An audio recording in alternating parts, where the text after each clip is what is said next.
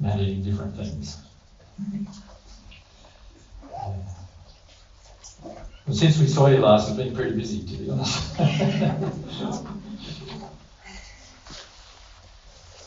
Okay.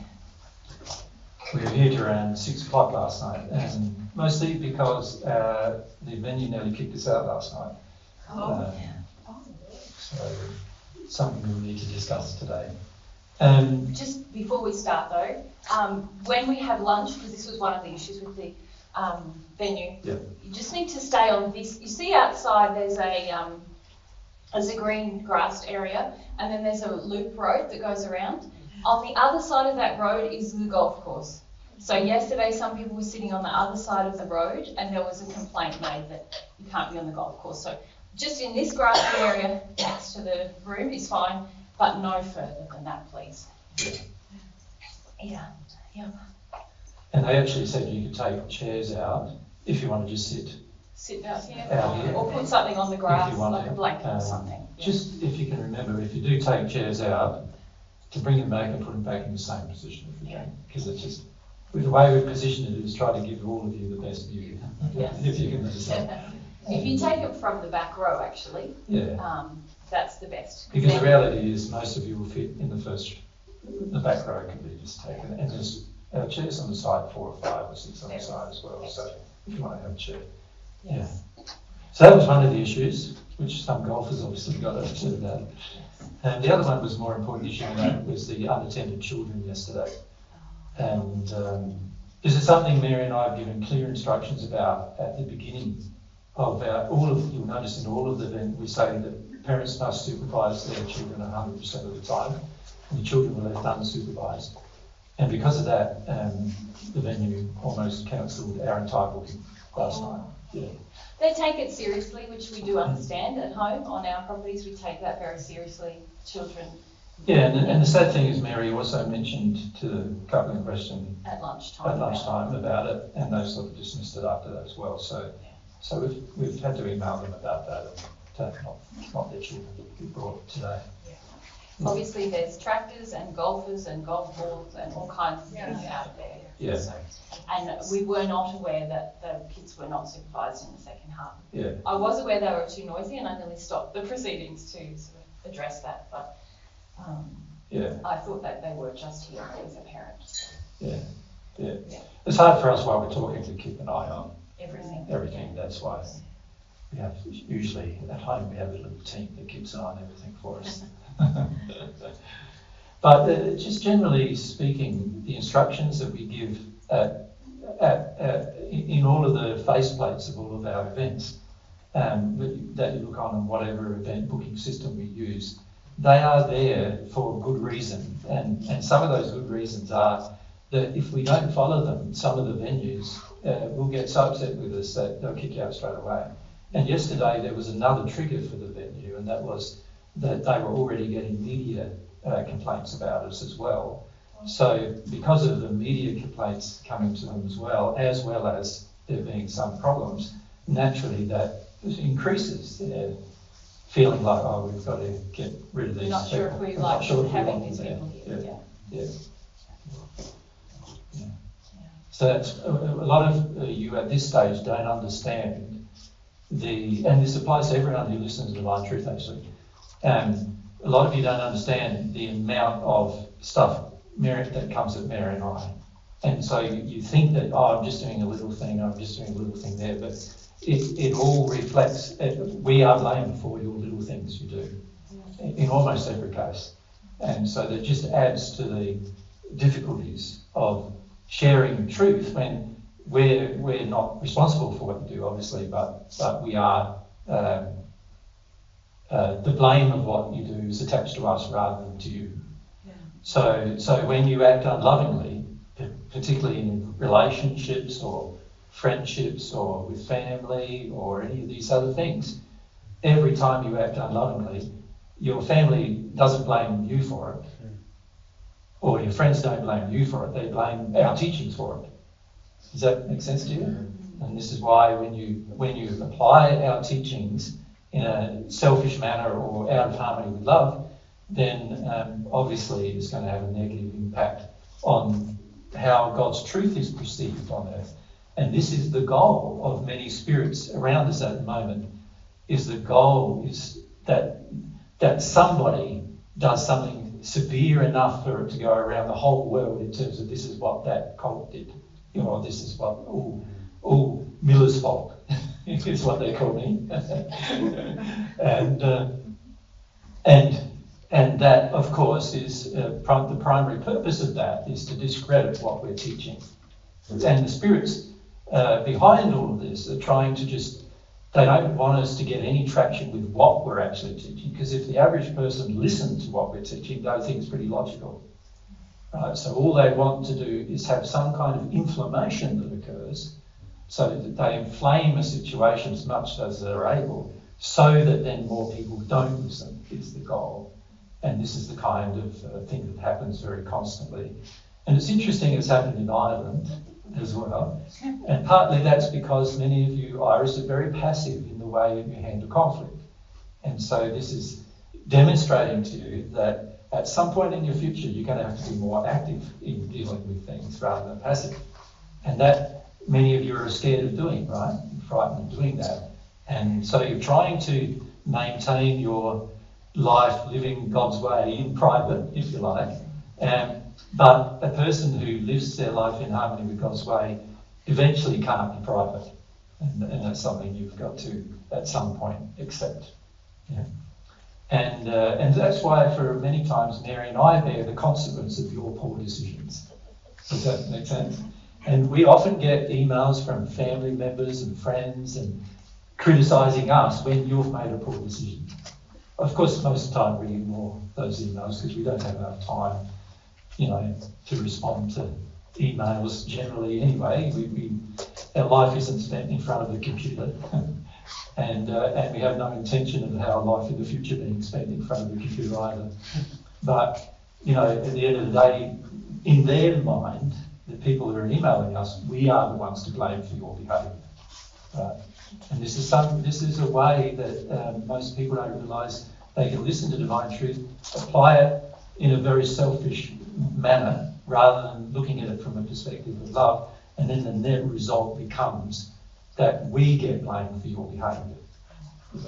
And of course the spirits want somebody to do, and some things we've noticed, like in different cases, where some things that we've noticed happening, we've had to even speak to people about, because the thing is headed to be a thing that's so bad and extreme that it was going to lead to these things happening in their life, where they become a key instrument in the world's media being able to criticise divine truth more than they already are. And so sometimes we have said that to the people involved, and that's caused them to pause a little. But we can't do that. The more people who listen to divine truth, we can't do that. We're very dependent, actually, or reliant, if you like, on you treating things with ethics and morality in your day-to-day life. Excuse me, I'm just going to shut the door. Sure. So today we may have a few media people turn up as well, I must say. Because another thing we had to deal with last night is that there were some media accusations made. Some of your family members, one of them, has, as a concerned citizen, has contacted the media about and started sort of falsely accusing us of many things we don't do. And as a result, that media people contacted us. I think it was the Irish Independent. Yeah. They contacted us. And of course, once one media person starts, a couple did actually. We usually over the next 3 or 4 days or a week or so end up with 10 or 20 or 100, depending on whether Reuters gets hold of it as well. So we'll just have to see what happens over the next few days. But there might be times during this session and tomorrow's where we have to stop the session just to deal with them and ask them to leave. We've invited some to come, but they are under strict instructions that they can't interfere with our presentation or distract you in the presentation or film you in the presentation. They can film us, but not you. And and also not, be disruptive. And if they are any of those things, then we're going to ask them to leave. And there's only 2 places that have asked us at this point, and we don't know whether they will or not come. So we'll just see what happens. Make sense? Now, I know for many of you this makes you uncomfortable as well, and many of you are trying to hide in the shadows, right? And then being on a media presentation just because you're attending one of our events is pretty tricky. I understand that. And Sorry, Your Honour. Sorry? Sorry, Your Honour. Yeah. So we understand. Also the pressure you guys are under, even by yourselves, in terms of this negative spirit influence, trying to influence you negatively. Once you hear divine truth, there is a lot of pressure that's brought to bear, and this is one of the things we would like to discuss with you tomorrow, so we can help you out with that a bit. Because this is something we also notice is that oftentimes we set up an event, we have 100 people booked, but 30 or so don't come, and most of them don't come for all sorts of reasons relating to the pressure they feel under. And I don't know if many of you notice, but as soon as you book and you get closer to the event and closer to the event, the pressure ramps up, the family starts getting involved, and friends start getting involved, and criticism starts happening, and then you feel the spirit, the pressure as well. And for most people, feeling the combination of those things is enough for them to say, I don't want to do that. Make sense? Yeah. You want to ask anything? Just a short question. Just if you don't mind.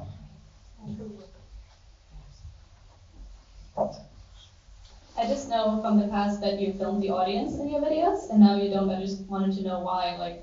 The main reason why we don't do the audience in the videos anymore is because we've had a lot of trouble with people in the audience, even though they've agreed to be filmed when they come, and their attendance is an agreement of them being filmed, and we still have that clause with all of our events.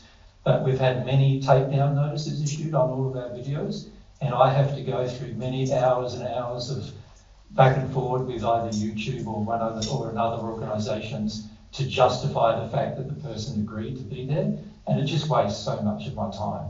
So for that reason, we are less inclined for the moment anyway. Once we have our own hosting site, that will change, because obviously nobody can really issue a takedown notice on our own site.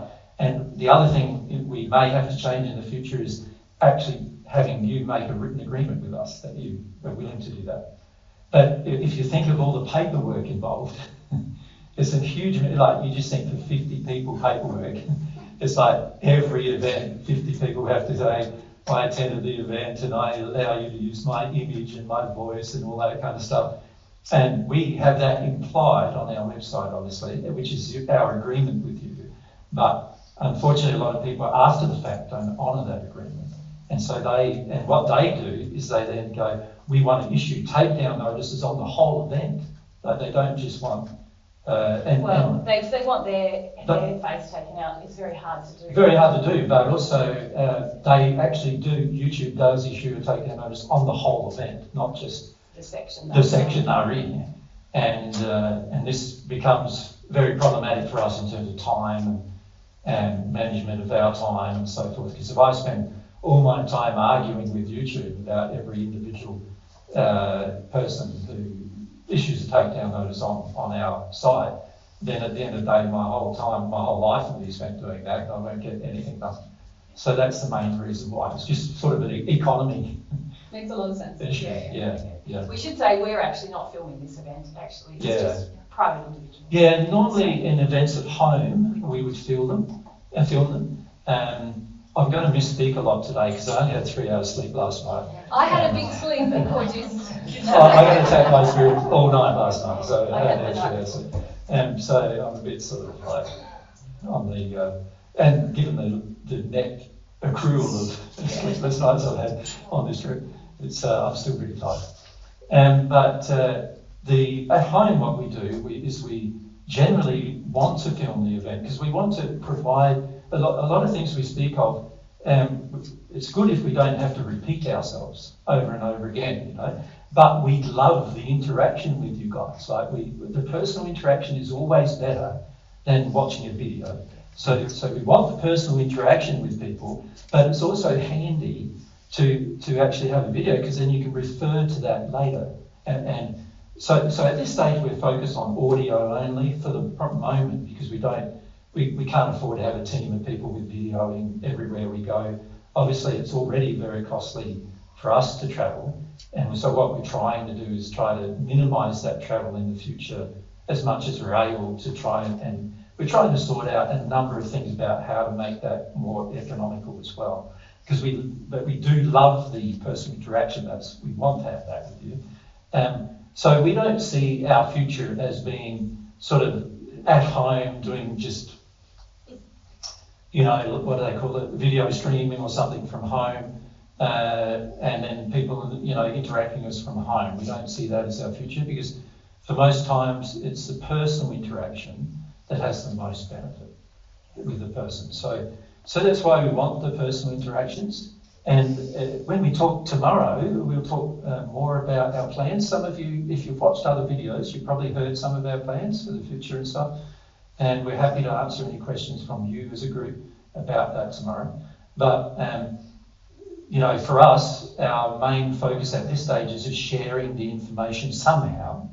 And we're trying to work out, if it's just myself and Mary, what do we do? You know, so at the moment our schedule is we obviously on an event like this, what we do is we usually set up the day before, if we can, because if something goes wrong with the system and I've got to reprogram everything for the new frequencies of a location, then it can often take anywhere up to 4 hours to do that. And so sometimes we prefer to set up the day before. Then, of course, we do a whole heap of prep in terms of the event itself for Mary and I, in terms of what we just discuss with our spirit friends what we're going to talk about, how we're going to proceed with the group. We get our spirit friends' assessment of your feelings and emotions as well as a part of it, the general spirit in the group. And then we assess that as a part of what we finish up discussing with, you know, in terms of subjects we end up discussing with you. And then what we do on the morning is we generally get up, do all our prep, make our lunch and everything, and then we come here usually an hour or so before. This morning it was about an hour and a half before, and then we make sure everything's recording, and we're getting double recordings of everything, and then we go through, do the presentation, obviously to around 4 o'clock or so. So we're on the average, on most days we're doing 5 hours presentation. Some days on this trip have been up to 8 hours, but usually, you know, we try to limit it to 5. 8 is only if we're feeling especially energetic, and we feel the audience is especially responsive. And then what we have to do is we go home. Mary makes dinner while I unravel all the audio and get all the audio. I fix up all the audio, because all the audio records at levels that I've got to change. I fix up all the audio and back it all up 3 times, and then I upload it to an off-site backup, so that the videographers, who are people who might be videoing the event, can actually download that audio and use it in their video if they want. Now that usually takes us until usually 7 or 7:30 at night. Then we have dinner, then we go for a walk, and then we go to bed. And that's our day, like every day, pretty much except for the one off day we have, and the travel days, of course, that we have when we're traveling. So it's a pretty heavy schedule. And when things get more problematic, you know, where an event says, a venue says, we want to cancel on you or something like that, then of course that just adds far more problems to our workload. We go, well, can we even have an event now? Is there an alternative site we can go to that's in the local area where everybody's already coming? And so there's a lot of issues that then come up as soon as somebody starts to look at cancelling an event. So, you know, this is the workload we have generally, and that's without us doing any more than that. You can see it's already quite a lot, right? And so a lot of people will say, why aren't you doing this and why aren't you doing that? The main answer to those questions is we don't have time. That's the first one. Second answer to the question is we also need some time to progress ourselves. You know, we want some time together and time to progress on our trips. A lot of our life suffers, our physical body suffer a bit. We feel that, you know, normally Mary and I would be exercising every day, and we'd walk 6 to 8 kilometres every day. And both of us would do a bit of weights 2 or 3 times a week as well, just to keep the muscle movement going. And when we're on a trip, of course, we can't do a lot of that. And so that's why we try to get a walk in the evening. So it's quite hard to do a trip where you're constantly on the move, constantly changing locations. And that's one reason why we probably are going to be more, in the future, we're probably going to sort of centralise on one location for maybe 4 to 6 weeks at a time instead of 4 locations in 4 weeks. Yeah, so instead of 4 locations in 4 weeks, because that's a very stressful sort of a program with all the other things we're also trying to do. Now, of course, if we had a team that we could have come with us, then they could video and audio, we wouldn't have to worry about all that. So that would save. But honestly, it's so expensive to have a team, because you've got to hire a house for the team, and you've got to, you know, get vehicles for the team, a van for the team, and you've got all the equipment the team would have, which can be anywhere up to a ton of equipment. So you need a van big enough to carry all that equipment and the people. And then, of course, they've got to have good internet connection and other things in order to do all these things. And so you can see that it's going to be a long time, I feel, in the future before we will have any of that happening. So it's just going to be probably Mary and I for a while yet, for at least the next 5 to 10 years, I'd suggest. And then we'll see what happens after that. But at the moment, our main goal is just to keep sharing truth and keep having the personal interactions with you. Yep, so. Right. Am I can't hear myself. You can't hear yourself? Yeah. Can you guys hear me? Yes. Yeah, I can. I just have a feeling that family member might have been my dad. Might have been. Yeah. And I have a lot of fear coming up around that. Yeah. I probably shouldn't take responsibility for that, but... No, why? It's not. It's not your problem. If it is your dad, it's your father's problem, not yours. So you don't need to take responsibility for what other people do. And in fact, this is a very important thing about free will. They're allowed to do what they want to do. It's just important for any of you to be aware that when your family members are doing this, obviously there's a conversation to be had with them at some point regarding their behaviour as to why they're making claims they don't know anything about if they haven't personally investigated things themselves. So one of the things we said to media, in fact, we might just grab the phone. Your phone is your phone, isn't it? The media asked us... Yes, I'm recording, aren't I? They made a lot of accusations and asked us to comment. Well, and we don't have time to give a lengthy comment, really. Yeah, not with the schedule we've got. Do you want me to read what I said? Yeah, just what they said and what we said in return. Good afternoon. In the run-up to the Divine Truth event in Kildare, can I please No, that's the ask you second to... one. Oh, yeah. We want the first one. I'm a journalist with the Irish Independent. I have been contacted by a concerned citizen regarding the event you are hosting in Ireland this weekend.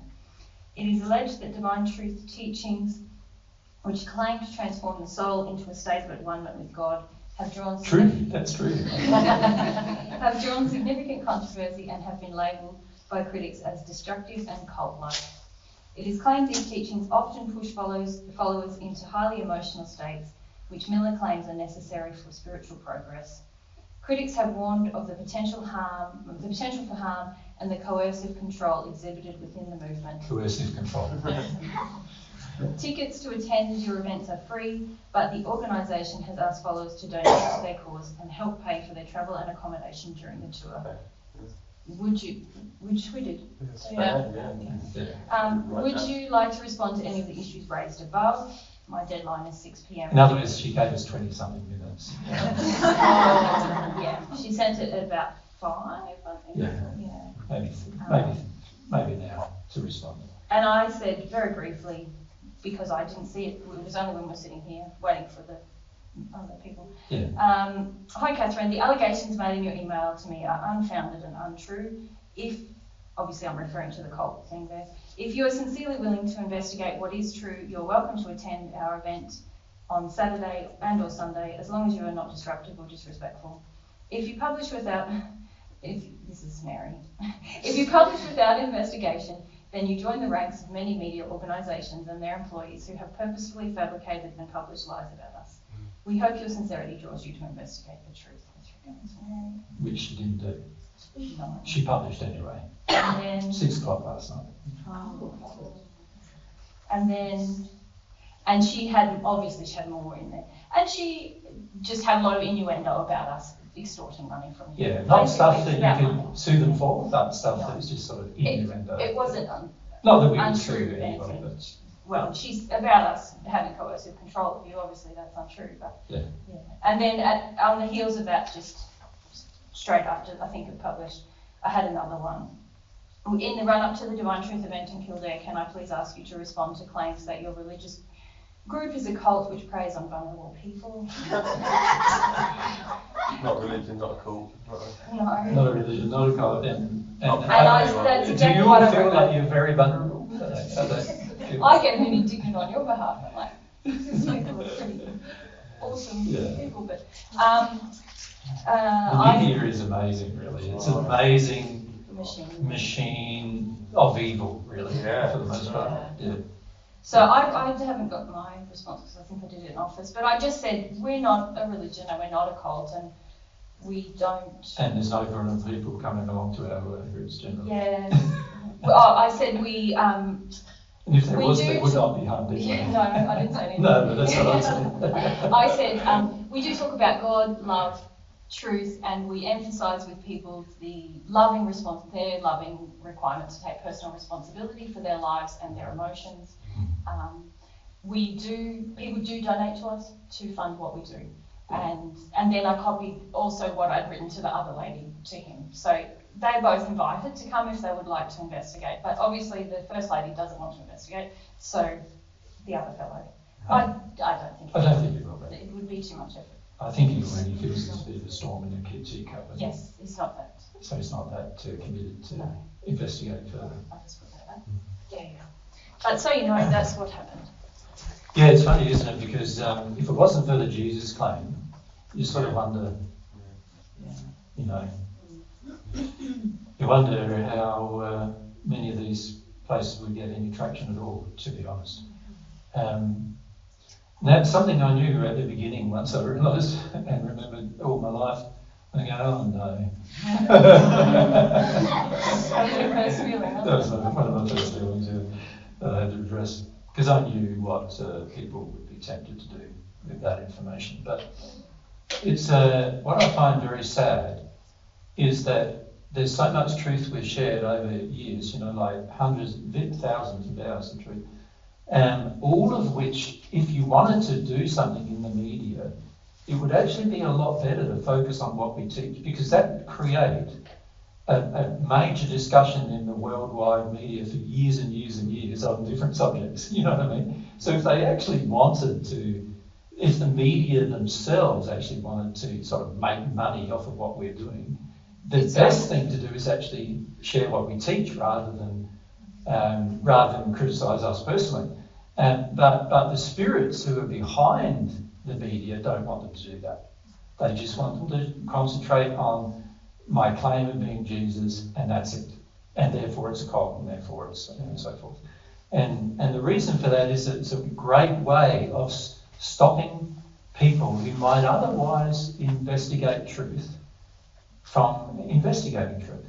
And this brings us, I suppose, to the subject we've been talking about, which is what people do in their beliefs and in their spiritual beliefs that then cause them to take very, very unloving actions in their own personal lives with regard to fighting a belief that they personally disagree with, without even investigating the belief itself and without even investigating whether it's logically founded or founded on love or truth. And it's a very interesting thing that we do when we do this, because we end up pulling in all of our own history. And for many media people, you can imagine almost everybody almost every media person we've ever met lies, and almost everyone, aside from just a few, 3 or 4 that I can sort of think of now, that were not outright liars. They withheld a lot of information, withheld a lot of things, which meant that they were still lying, but they didn't say what their purpose was, and they didn't say where they got it from, and even when we asked, they wouldn't share these kinds of things. And all of their producers have lied to us without an exception. All of their producers have lied. And then they want people to tell the truth. And I find this remarkable, that they're lying to get the truth. And they don't even think about the hypocrisy of such an act, like of actually lying to somebody so that person tells you the truth.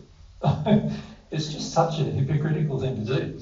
And the sad thing about it is, in doing that, there is a large justification in the media nowadays of lying to get a truth. Lying to get a truth. And when you think about that, like historically when media organisations got started or journalism got started, there wasn't any courses that taught you what to do or say. It was just people who wanted to investigate the truth of a matter. That's how it began.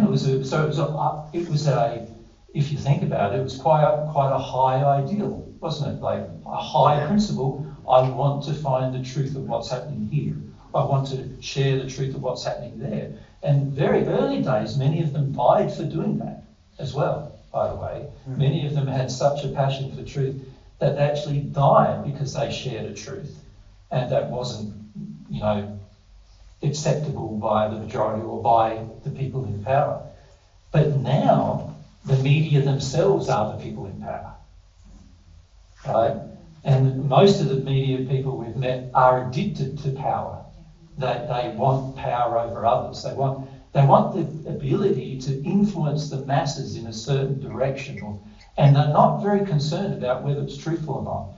We had some members of the media right from the beginning of our association with the media who actually stayed in our home, which is a very ordinary 2-bedroom, about an 86 square metre home.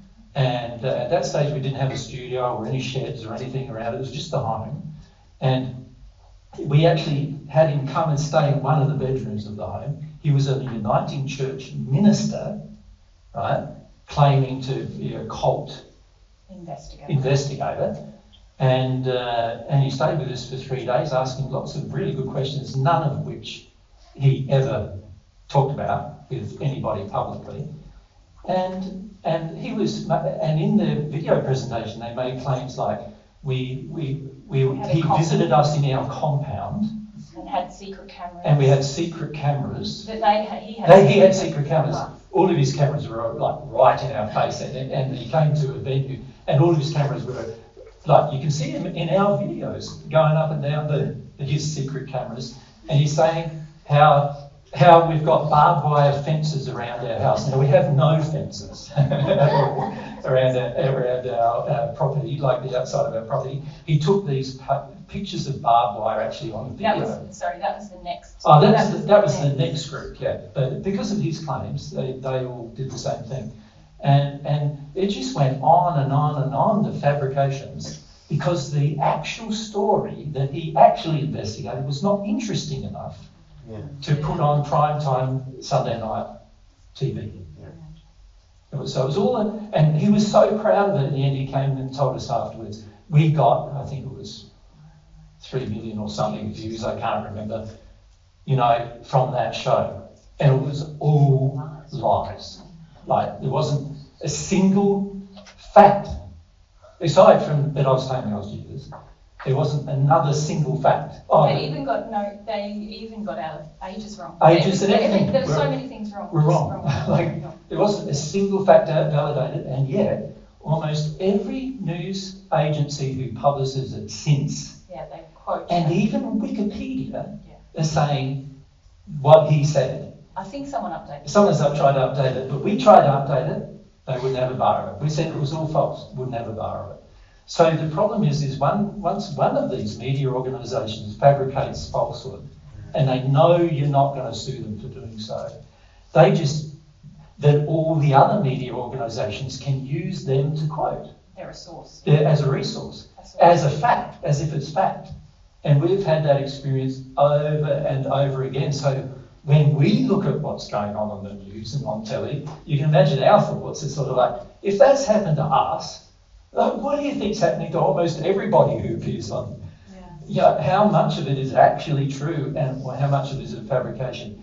And I know so many people who have had, business people and other people around the world who have had this same interaction where they were quoted out of context, purposefully manipulated, and basically bullied and all these kind of things. And yet the average person on earth still thinks that it was in the media, it must be true. And this blows me away that you even would think such a thing, given our experience. But also, if you look at the experience of what happened during that crisis, the one that started in 2019, I can't mention its name because of this YouTube will block that on the video as well. But all of that as well has had all the media inflamed, and everything was inflamed more and more and more. And if you look at all these crises happening around the world now, there is an inflammation of those things because the media earns money from you looking at their pages. And the more fear they can generate, the more you'll look. And the more you look, the more you're feeding the engine, the engine of this deceit and manipulation and lies. And you cannot guarantee that anything you're seeing is truthful. Now, that's what's causing many people around the world to become very dissatisfied with mainstream politics and religion and media. Because a lot of times you can't trust what's being said to you. Right? Now, this is a fundamental problem for humanity, because if you can't trust what's being said to you, then how do you assess what's going on in the world?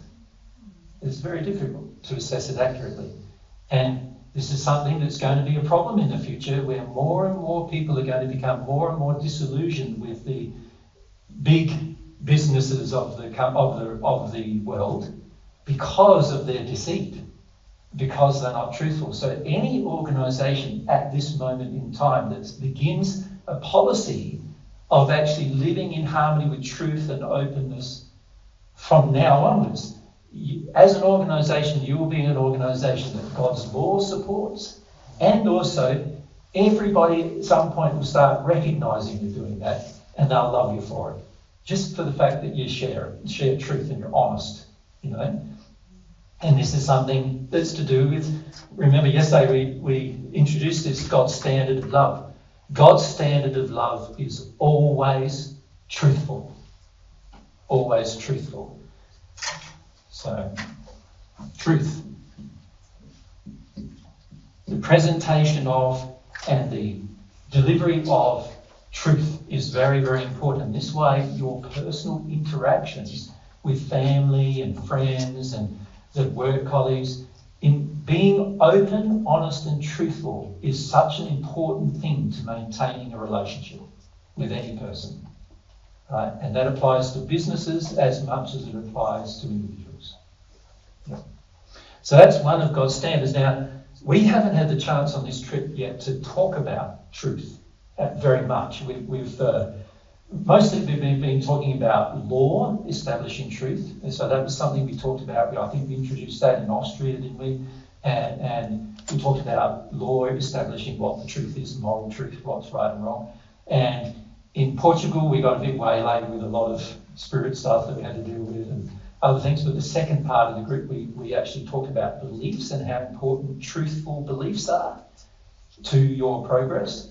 And in England, we did a similar thing when we started talking about God's laws again and living in harmony with the law. But we focused more on the principle of living in harmony with the law rather than the importance of living in harmony with truth anyway.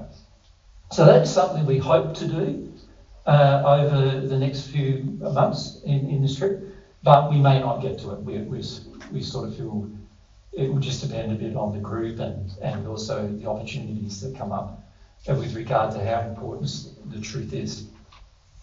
But one thing that most people don't understand is that truth and love cannot exist without each other. Right? So if there is no truth, there is also no love. Right? If there's no truth, there's also no love. And if there's no love, there's also no truth. Right? The way you deliver the truth has to be direct, to the point, specific, honest, not mystical, not, like in a state of pandering or conciliatory, but direct and to the point. Right? Every time you become pandering, conciliatory with regard to the delivery of truth, you are diluting its power. So it's not an act of love to do that. But see, most people on earth think it is, but it's not. Yeah, and I find as a recovering panderer, as you work through that emotionally, you come to see that pandering is very disrespectful to truth. It's saying the truth is not a thing of beauty and power as it is. In itself. And it's also quite condescending to the person that you're pandering to, because you're saying you can't handle the truth. Can't handle the truth. I need to make it more palatable to you. I need to make you feel okay. And that's actually saying that you can't handle not only the truth, but you can't handle your feelings. Yeah. And God's truth is quite the opposite. Yeah. That everyone can handle their feelings, and the truth is in and of itself a gift. Yeah. So having the right relationship with truth is very important in your life, and it's something we want to talk a lot more about, obviously. And for the most part, every time you're in an addiction, you do not want the truth, right? So even though you think you do, you don't. Right? And even though you'd like to believe you do, you don't, because addictions are based upon lies. If we just look at the dynamic of an addiction. The dynamic of an addiction is you have some grief, or you could call it extreme sorrow, loss.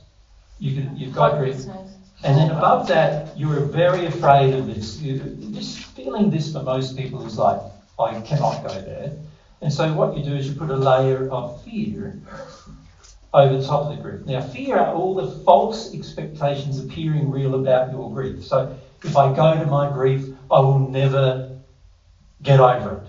Like I'll be crying every day for the rest of my life, that kind of a belief. That's a false belief. Because what happens actually with the soul is when you release an emotion, it's a permanent thing that happens. It leaves you for good, right?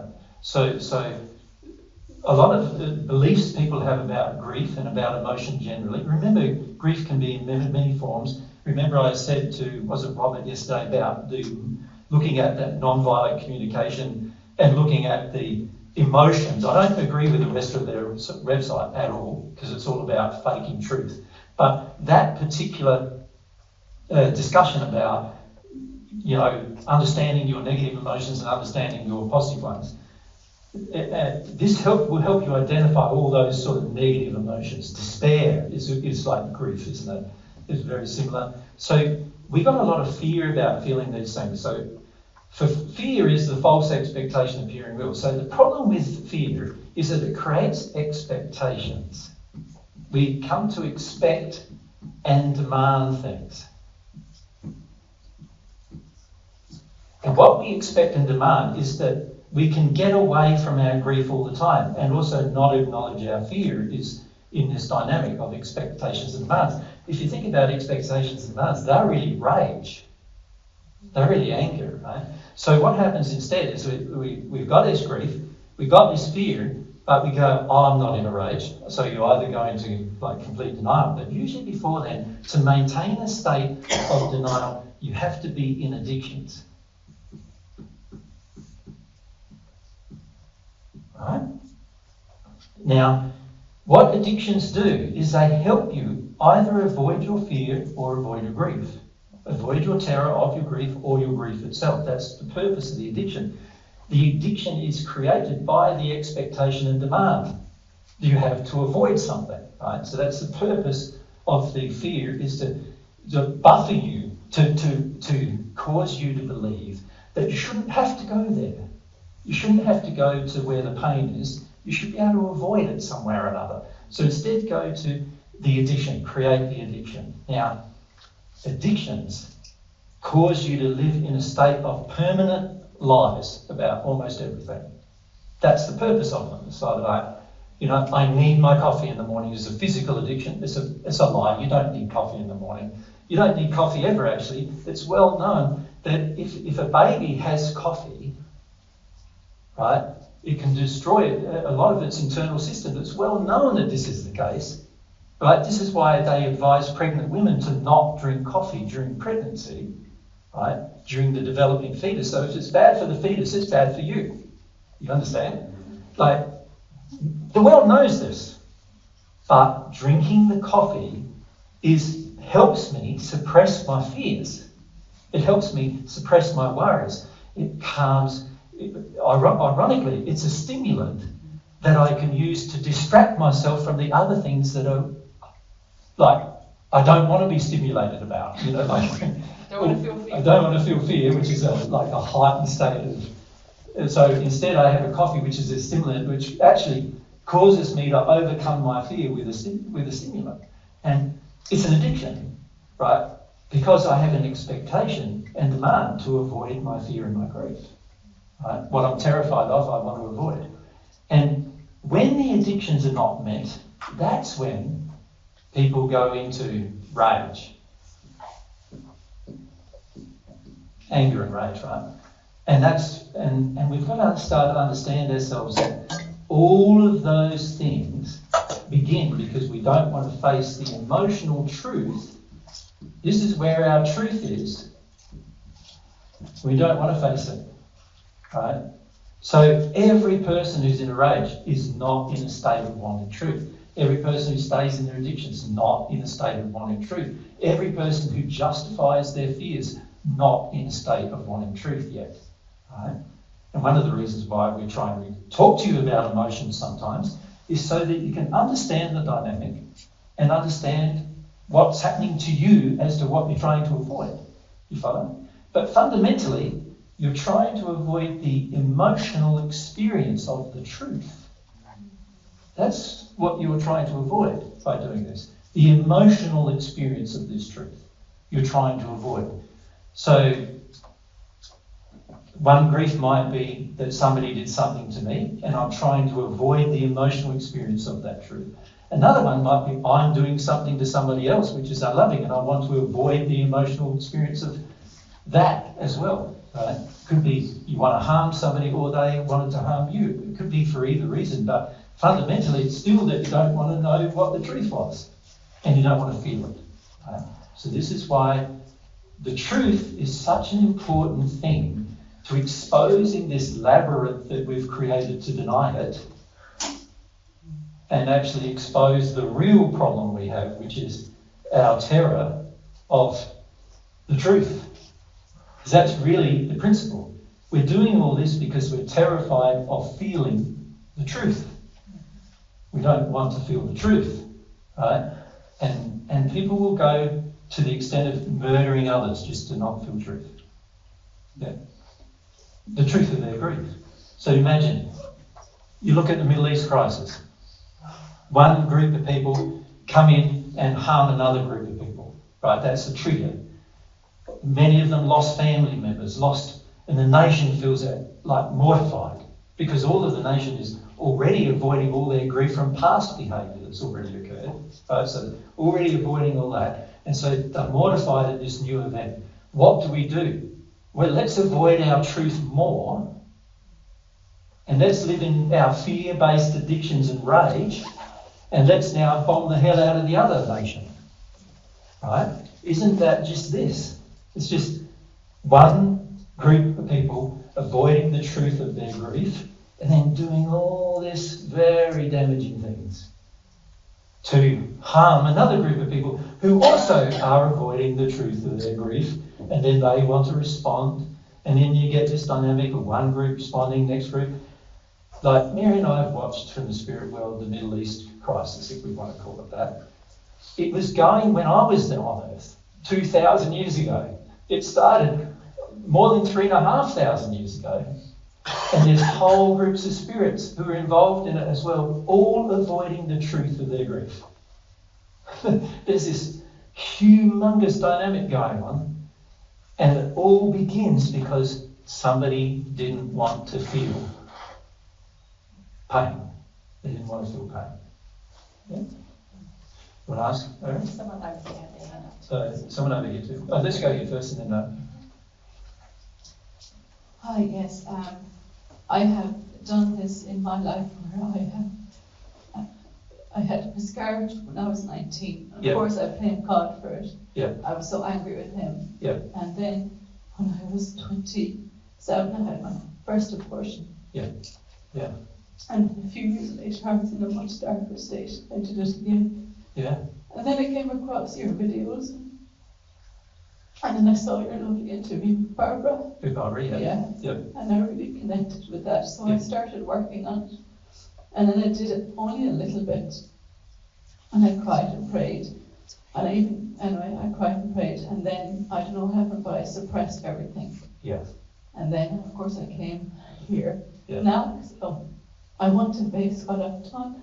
Yeah. And I want to help those souls just have some peace also on the other side. Yeah, naturally you would. Yeah, so Yeah. last night I left here and I know I cried a lot, but I feel when I try to get into it, I have this, it's like if I cry into it and then if I take this breath, everything disappears.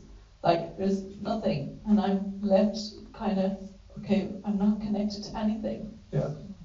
And then I try and pray, but I know I have so much rage and fear because of my parents that I'm not connecting to God. Yes, but can I interrupt you for Please. a bit? Is that right? Yeah.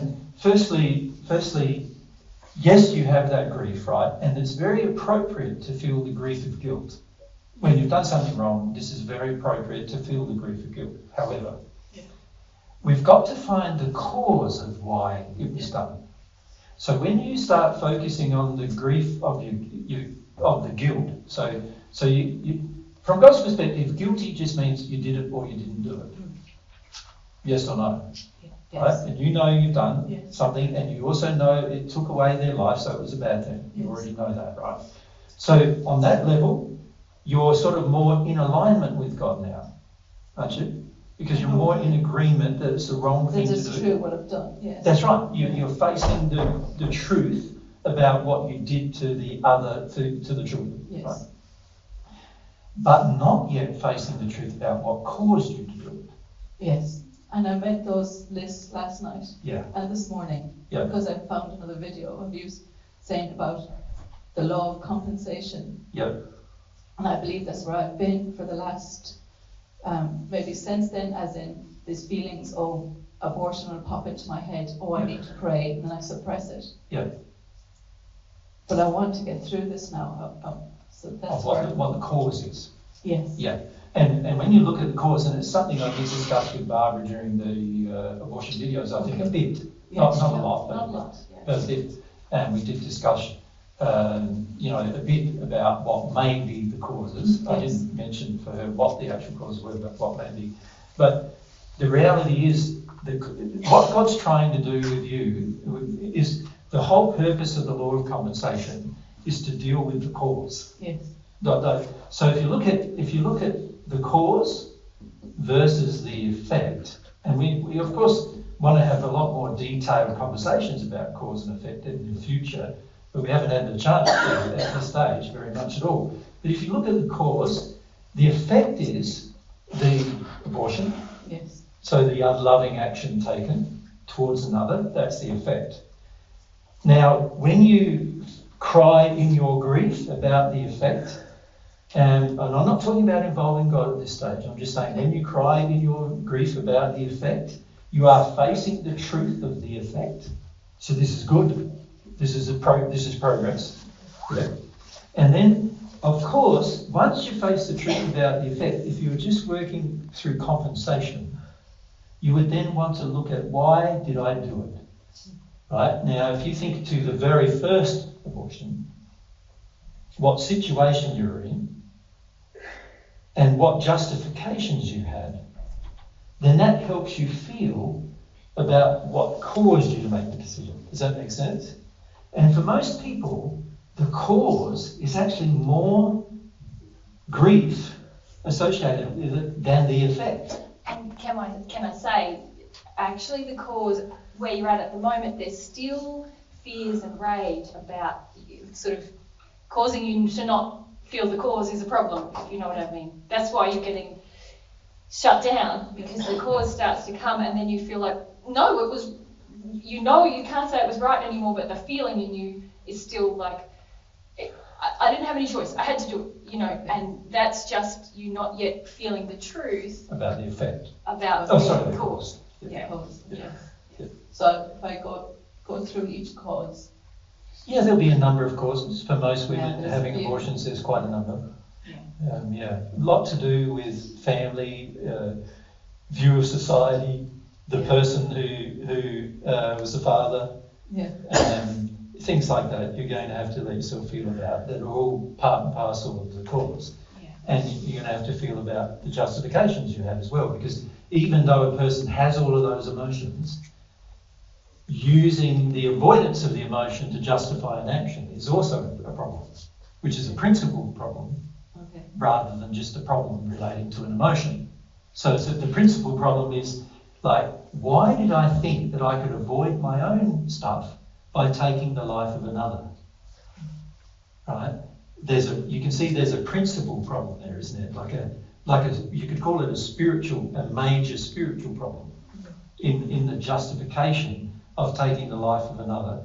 The fact that I'm justifying it, there's a principle that I'm breaking there, which is the principle of life, free will, and a number of other principles that I'm choosing to break. And my justification for breaking the principle is I want to avoid the grief about the cause. Right? So these are the things to look at with regard to that. But you can see that there's the effect, which is the guilt associated, the grief of the guilt associated with the truth, coming to face the truth. And then there's the cause, which is, why did I even think of doing it in the first place? Why was it even an option? And you can see in amongst it being an option nowadays, there's also, medical professionals who get involved. There's so-called professionals. I wouldn't call them very professional if they're, recommending the death of a child as a solution. But there's also people involved in terms of family, potentially friends, potentially the relationship with the person involved who got you pregnant in the first place, why you chose to have sex with that person, are all causes that contributed to the effect. You wouldn't have been able to get pregnant if you didn't have sex with him, right? So that even is a cause. Like, why did you think you could? Or what was motivating you to have sex without considering consequences? And what grief was I avoiding? What grief was I avoiding by having sex with him? These kind of things. So there's quite a lot involved in finding the cause. And the reason why the majority of people don't want to do it is because there is a lot involved. Right? Now, of course, receiving God's love can help you with causes, but it doesn't help you with effects. So what I mean by that is, when you receive God's love can often find the cause and eradicate it for you if you're sincere about feeling the grief of the effect. Right? But when you're trying to avoid the grief of the effect, then you're not sincere. And therefore, any prayer to God about forgiveness is not sincere. And therefore, you can't be forgiven until you're actually prepared to fully feel the grief of the effect. Yeah? And this is why the average person who prays to God for forgiveness doesn't receive it. Because there's a law involved in the process of forgiveness that has to be engaged in order for God's forgiveness to take place. And this, again, is about addressing, do you really understand the effect fully? And do you understand the reasons why you took that effect fully? Because once you do, then you'll have something to be sorry about properly. And then you can pray to God about helping you with that, and then God will help. Because God wants you to be fully informed about, what's involved in an act taken. He doesn't want you to just go, oh, I did that terrible thing. It's terrible that I did it. I want forgiveness from God, but I don't know any reason why I did it. Right? He wants you to know the reasons why you did it. So if I go through the causes, my list of causes, which I do know, I believe, and then it's just to feel into each one. That's right. And then also pray to God for forgiveness of each one. Okay. Yeah? But there is a spiritual principle that Jesus touched on, and it's helpful for everyone to understand. Many of us have the feeling that because I might be going to have to deal with a grief that's already stored inside of me, because I'm afraid of that grief, and I feel I expect and demand I shouldn't have to feel it, or I believe I can't cope with it, then I'm justified to take an unloving action. Then I'm justified to break God's law, if you like. And that spiritual principle is something to deal with globally, because pretty much everyone on the planet has it. They're like, oh, if A, B, or C is going to happen, then all bets are off. Then I'm allowed to do something that... If I have to feel those, then all bets are off. I can do anything I want, basically. So everyone who's had an abortion has that feeling. There's something inside of me that I believe I can't deal with, so then I'm justified to end this life. And so there's going to be the things inside of you that you thought you couldn't deal with in that situation. Yeah. And then there's the additional thing where you thought, and because I can't deal with it, then I'm justified to do this. Yeah. So everyone who sins, if you like, has that feeling. They have this feeling that because and it's different for everyone, there's all different feelings in everyone, but because this feeling might be coming up, then I'm allowed to take this unloving action. But it's not the responsibility, basically. Yes, partially that, isn't it? There's more to it than partially that, but there's more than that. There's also, there's also things like, well, what's going to happen to me? Often we have this sort of imbalance which says my life and the comfort of my life is more important than somebody else's life. And obviously to have an abortion, you must believe that the comfort of your own life is more important than somebody else's whole life, which is quite an extreme, if you think about it, quite an extreme unloving position, selfish position, right? So these are the kinds of things Mary's talking about, right? These sort of extreme positions that we have spiritually, not just emotionally, but spiritual positions we hold that dictate our behaviour emotionally and sexually and physically. Because if you think about it, if we just didn't want responsibility, well, we'd have someone else, we'd adopt the child out. If you couldn't sacrifice the baby's life, you would just say, and I don't want responsibility for it myself, which is a valid, you might be too young to take full responsibility, or you might not have the circumstances. Then you would just adopt the child to somebody else, wouldn't you? At birth. Yeah, I had too much fear of my parents. No, it's not just fear of your parents either, if you think about it, because if you think about it, there's also, how do I cope if I don't disagree with my parents? And then there's also things like, what's my comfort going to be if I go alone? So it's a lot about being alone, and not just about your parents, right? So society. How is society going to perceive me back in that day, or in your environment, being a single unwed mother?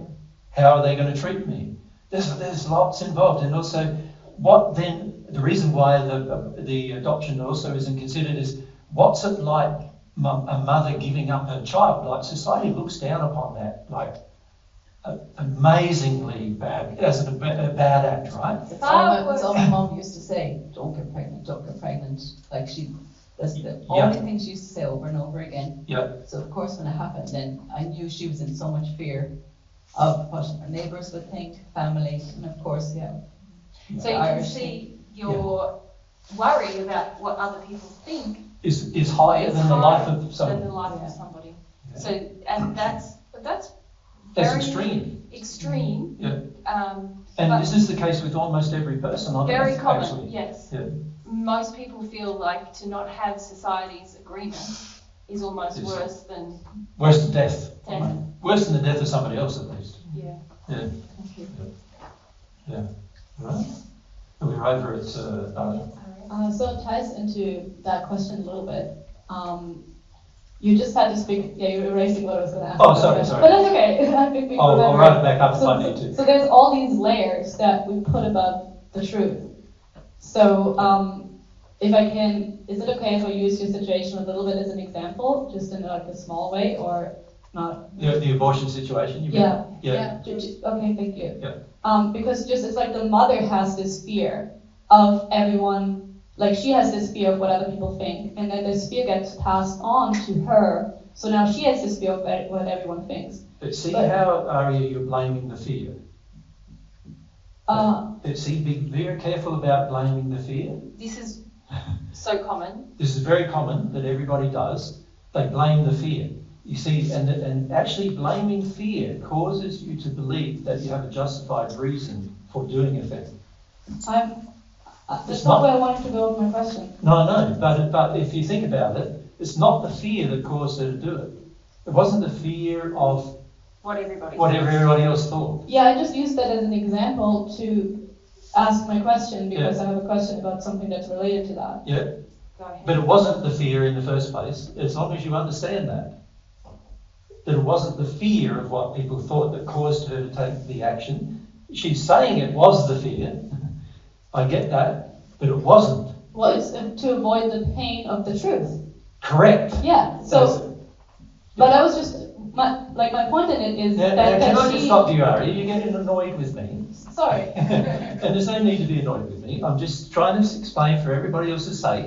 When you start talking about the fear being the cause, I've got to say no. Sorry, everyone needs to understand. It's not the fear being the cause. Yeah. The fear is the justification to avoid the cause. I don't know if I said though that it's the cause. I'm not sure. Maybe I said that, but I'm not sure. Now you want to argue with me. No. I just want to be authentic and truthful because one of my challenges is to speak my truth. So yeah, but have some respect for us too, hey? Have some respect. This is our gift of our time for you. I just asked a question. You interrupted me while I'm asking a question, and now I'm allowed to. It's my group. I'm allowed to. It's my group. It's important for us to ensure that everyone understands. Correct. Yeah. And when you precursor the question with, so here's the situation, she inherited the fear from the mum. And we want to point out that's not the problem. So we need to make that clear before you... Right, it was just very directed at me. Like, I need to be aware of the fear, not being the cause. But I didn't even say it was. So I was just a bit confused there as to why that happened. But if it's for everyone else as an explanation, that makes sense. It's also for you. It's important. So it's also for you. You don't really get it either. You don't. That's why I said it. That's why you. Well, I wanted to just talk about how the truth is beneath it. Like that's where I was going to get to, but you interrupted me before I could get to that. So I just wanted to acknowledge that. And it's hard for me to do this kind of stuff and say what I actually think. So I'm just actually doing something that's hard for me right now. But I'm doing. So. You're doing it quite aggressively. Yeah, you're very aggressive in the way in which you're doing it, and the reason why you are is because you think that I'm trying to get you off your subject, and I'm not. I just want to clarify, for your sake, as well as everyone else here, that the thought that feeling a fear is the actual justification of not feeling grief. The fear are false things being created to not feel grief, not true things. They're not real, they're false. And so the real reasons are frequently about what we feel about grief itself. Not just the truth of the grief, but the grief itself. And this is very important to understand that it's not the fear that is the justification of the action. It's the avoidance of the grief that the fear is a whole labyrinth of creations which are created purposefully to avoid the truth of what's going on here. So these fears are not even real. They're just fabrications. They're things you fabricate, right? And it's very important that everybody, including you, understand that if you want to process something. Yep. Yeah, it makes a lot of sense. I was not purposely trying to be unpleasant. I apologize if I wasn't anyway. Well, you get frustrated and angry, and we understand that. And quite often you're projecting at me quite unloving emotions. And you know, if you continue to do so, obviously at some point you might be removed. But well, I'm going to tolerate it for a bit, but not a long time, right? There's no justification to get angry at me. I'm sharing my time with you for free. No justification. I understand the frustration. You need to own it and feel it. That's all. Can I ask my question? Sure, you can. Okay, so In childhood, we're like raised by our caregivers, so we can absorb a lot of their ways of dealing with stress. This is not what my question's about yet. What I'm leading is, we get these layers built on top of the truth because there can be trauma and it can be too much to feel in the moment. Or is that not, like, would you say that's wrong? How do you define, like, how does childhood trauma happen? Is there too much pain and we can't feel it, and so we start building these layers on top of it? Is it because the truth is too painful? No. Or are we actually equipped with it and we disconnect from it? Like, I just want to know your stand on that. Yeah, sure. It's not because there's too much pain. It's because we've been taught that we're incapable of feeling that pain. So the problem is that during childhood, you've got to remember you're growing up in an environment where your parents are just terrified of their own feelings. Most of the time, they're just terrified of their own feelings. And in particular, the thing they're terrified the most of is their own sin. Because in the very long run, and also in their spirit state, in their sleep state, there is some level of consciousness in most people that have done a whole series of things wrong, and they're going to have to pay for it at some point, right? So they're terrified of sin. They're terrified of the feeling the consequences of it, right? So you're growing up as a child in that environment, but the way God created you is you're a sensitive person. You are sensitive to everything going on around you. So one of the things you're sensitive to is that you would love to feel. As a child, you love, like every child cries generally when they're born and shortly after for quite some time sometimes. And the reason why is the child loves to feel, it loves to release things.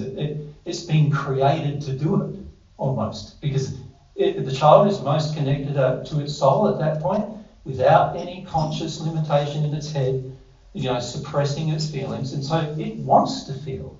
The child wants to feel. It can handle any grief. It's happy to cry for 4 hours. All of you parents know that, right? How many times did your children cry for 4 hours? Quite a lot of parents are rocking them and driving around, trying to get the car down, but the child's happy to keep just crying. It's like, well, maybe we can't say they're necessarily happy. It's not happy, but they can experience that. They're handling it. Yes, they are handling the level of grief that's already inside their soul. They're already handling it by letting it out. Yeah. Already doing it. They're doing what God designed them to do to be free of it. Yeah, already. And this is happening right from the time of birth generally, onwards. Because remember, we said they've accrued already some of that grief through what's happened in their womb, right? So what does the parent then do? So what methods do they use? Guilt, shame. Well, yeah, with a little child, it's hard to guilt them, isn't it? What do they do? Oh, stop crying. Okay, so one of the first things is calm them. The parents really just try to calm themselves down, right? Really, but so it's like calm, like trying to force calm, which is actually an unloving act. They're trying to force calm on the process that the child is already in and able to do for itself, and the parent is trying to force calm. And the main reason why the parent's doing it is because the parent wants to feel calm. Because the parent's absolutely distressed that it's a bad parent while the child's crying. And it is amazing, isn't it, as a parent, those of you who've been a parent, you know, when you're crying, when your child is crying, a lot of times you're more distressed than the child is, which means that you've got more grief than they probably have to release, right? So that's one thing. What else? Distract. Give them food. Distract. Yeah. Very good. Distract. It's so common. We see that all the time when we're travelling. Yeah. A child might be feeling a bit upset. Here's a Here's a lolly. Here's a tree. Look at the birdie. Yeah. Look out the window. Like that kind of thing. And if you were crying, you imagine as an adult you're crying, and somebody's saying to you, "Look out the window." Isn't that going to go like? Just shut up and let me feel. Is what you feel, right? What else? I don't know if that goes under forced calm, but tell them it's not a problem, like it didn't even happen. Yes. Yes, like completely deny that not the truth. There was that there was a problem at all. Yeah. Undermine their perception of what's happening. Yeah, and you could call that gaslighting, but you're doing it to a little child who doesn't even have the intellect to know what's going on, unfortunately. And you're already doing it to them. What else? Any other ideas? Oh wow. Next to me, what's the name? Eva? Yeah. Just said aggression. Aggression, yeah. Threats of violence. Threats. Very violent. Firstly, it starts with threats, doesn't it? Threat. And then for many of us, me included, there's been actual violence. But now you think about actual violence from a parent to a child. In law, if you're violent physically to another person as an adult, you get put in jail generally, or you go to court for it. And yet, how many children, like, on the same level, we've got these little tiny kids who are getting hammered by their parents oftentimes, belted, for the justification in my childhood, and I did that with my own children too, was religious justification, spare the rod, spoil the child, that kind of thing. All sorts of violent justifications to be violent towards children. So actual violence. All right, what else? Any ideas? So these are the main ones, right? Aren't they? Yeah. There's lots of ways those things come about, aren't they? Aren't they? Yeah. Right. But you just look at those 5 things for a moment. Let's say we've just given it a brief thought, the other 5 things that sort of pop up at the moment. You're a child. Imagine what effect that is having on you about your calm, about feeling emotion. Like, it's intense on the child. And you can understand why by the time the child's 3, 4, 5, 6, 7 years of age, it doesn't know how to connect to any of its own emotions or have any confidence in itself at all. You lose the confidence to feel you can feel anything because you're taken away from that natural process so often that then when now emotion comes up in you, you're now worried about not only are all these things going to happen to me, I'm going to be told it's not true, or I now have to question even if it's true, what bad thing is going to happen to me if I feel this. But also it's like when you're riding a bike, the more you do it, the more confident you are. You just get on and ride. You just get on and you don't even have to think about it. But if we're shut down from that process of learning to ride the bike, every time we just start to get it going and someone knocks us off, we don't know that we can get beyond a few pedal pushes, do we? And so then we think, it was too much for me to cope with my childhood. But actually we were taken away from coping with our childhood, sometimes violently, and even the forced calm can be very violent towards a child, can be very violent, even if it's done in supposedly dulcet tones, soft tones. The feeling sometimes coming from a mother who's trying to comfort her child is often quite aggressive, isn't it? Shut up, basically. Not only aggressive, there's a very strong withdrawal of love that occurs with all of these. A very strong withdrawal of love from the parent to the child, which the child is the most sensitive to because it's so young. And it feels like if a parent withdraws love from the child's life is now threatened. It's very survival. If the parent doesn't love the child's very survival on earth is threatened. That's how severe it is for the child, right? So the truth is, you wanted to say more. The truth is that as these are the things that we actually don't want to feel. So they're the grief. And then we put a fear on it that says, I can't do it because of my parents. Or I can't cope with it. I didn't have the capacity. It was too much. I didn't have the capacity. So in that fear, you're blaming yourself for what the parents did. Rather than the grief is, the parents did this. That's the grief. And coming to face that and feel that and go the way through it and come to face inside of yourself that actually a lot of the grief that I'm avoiding is actually truth that I'm avoiding about my life.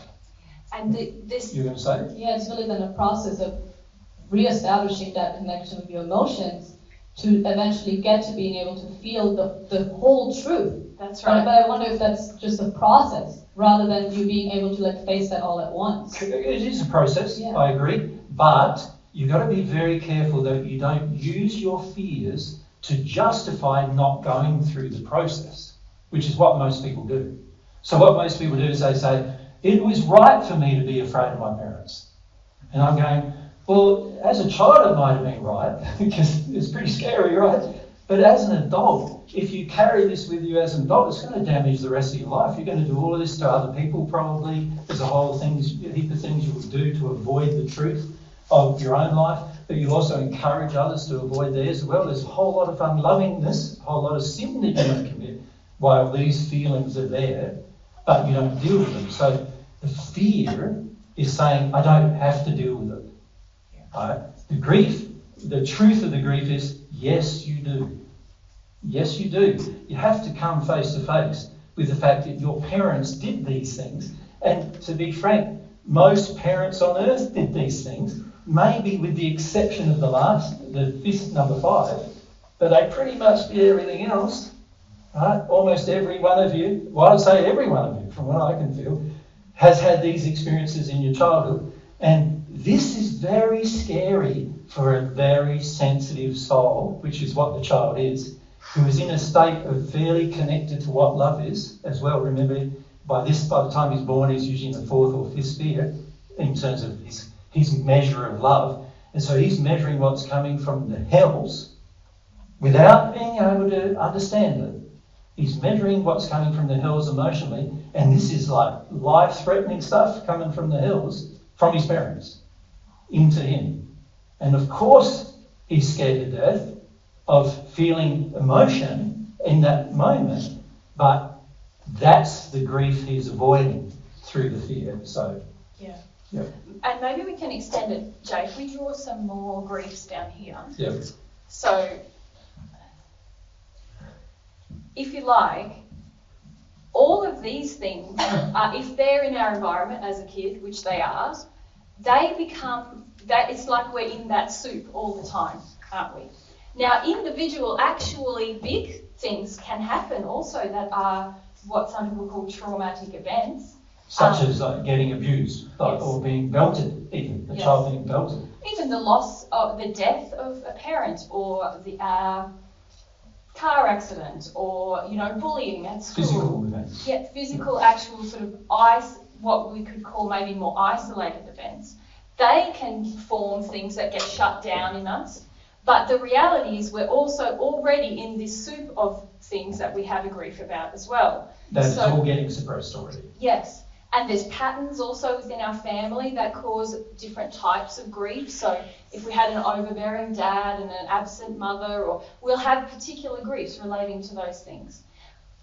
But we have to be careful that we don't. So we know the truth, or I know the truth, that in order for me to heal and become a loving, truthful person, I'm going to need to deal with all the griefs that are inside of me. But the actual cause of them. The actual cause of these things, that happened. And also, as an adult now, I'm going to have grief about things that I've done to other people that are actually in me as well. And that's also a part of the sin that's stored in there as well. Yes. And you could call them, what I'm doing is putting them in a layer underneath this grief, which is all of my grief really, if you think about how I was treated when I was emotional, when I was a child.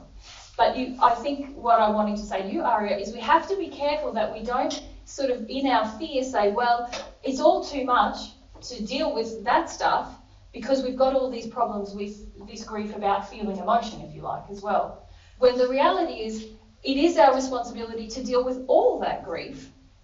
And as you said, it's going to be a process.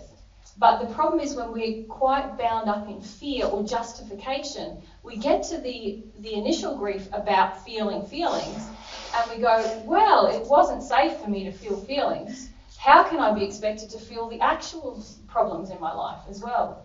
And the truth is, we can do it. We also get quite focused on justifying us not wanting to feel the grief associated with our sin as well. So we're not prepared, as you were doing earlier, feeling some of the grief about the actual sin, the abortion, for example. This is a very important process too, because usually what people do in this state here is they justify all their sin and justify not looking at the cause of it and justify not feeling things that actually happen, the truth of it, the truth of their grief. So they justify, in this state of fear, they justify almost everything as to why they shouldn't change something.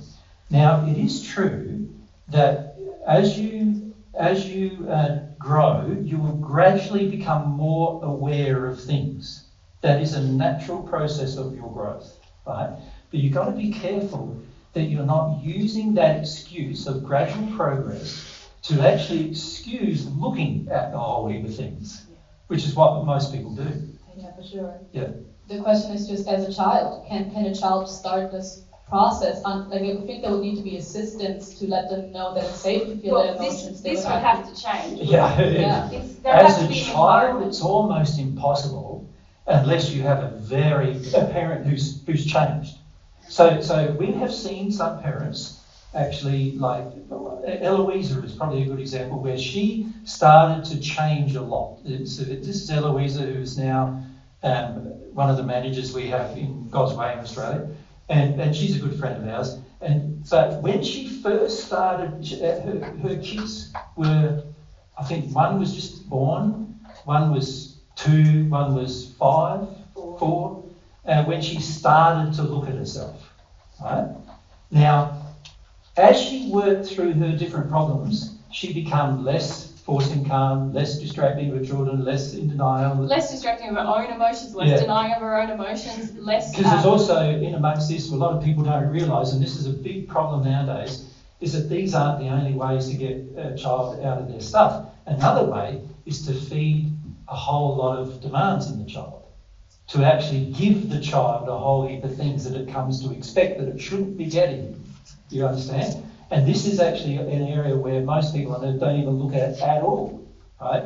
Where they've sort of projected or given to the child a whole heap of actions or feelings that actually, if you do it, it causes a child to enter expectations. So we now see little 2-year-olds bossing their entire family as a result of that, right?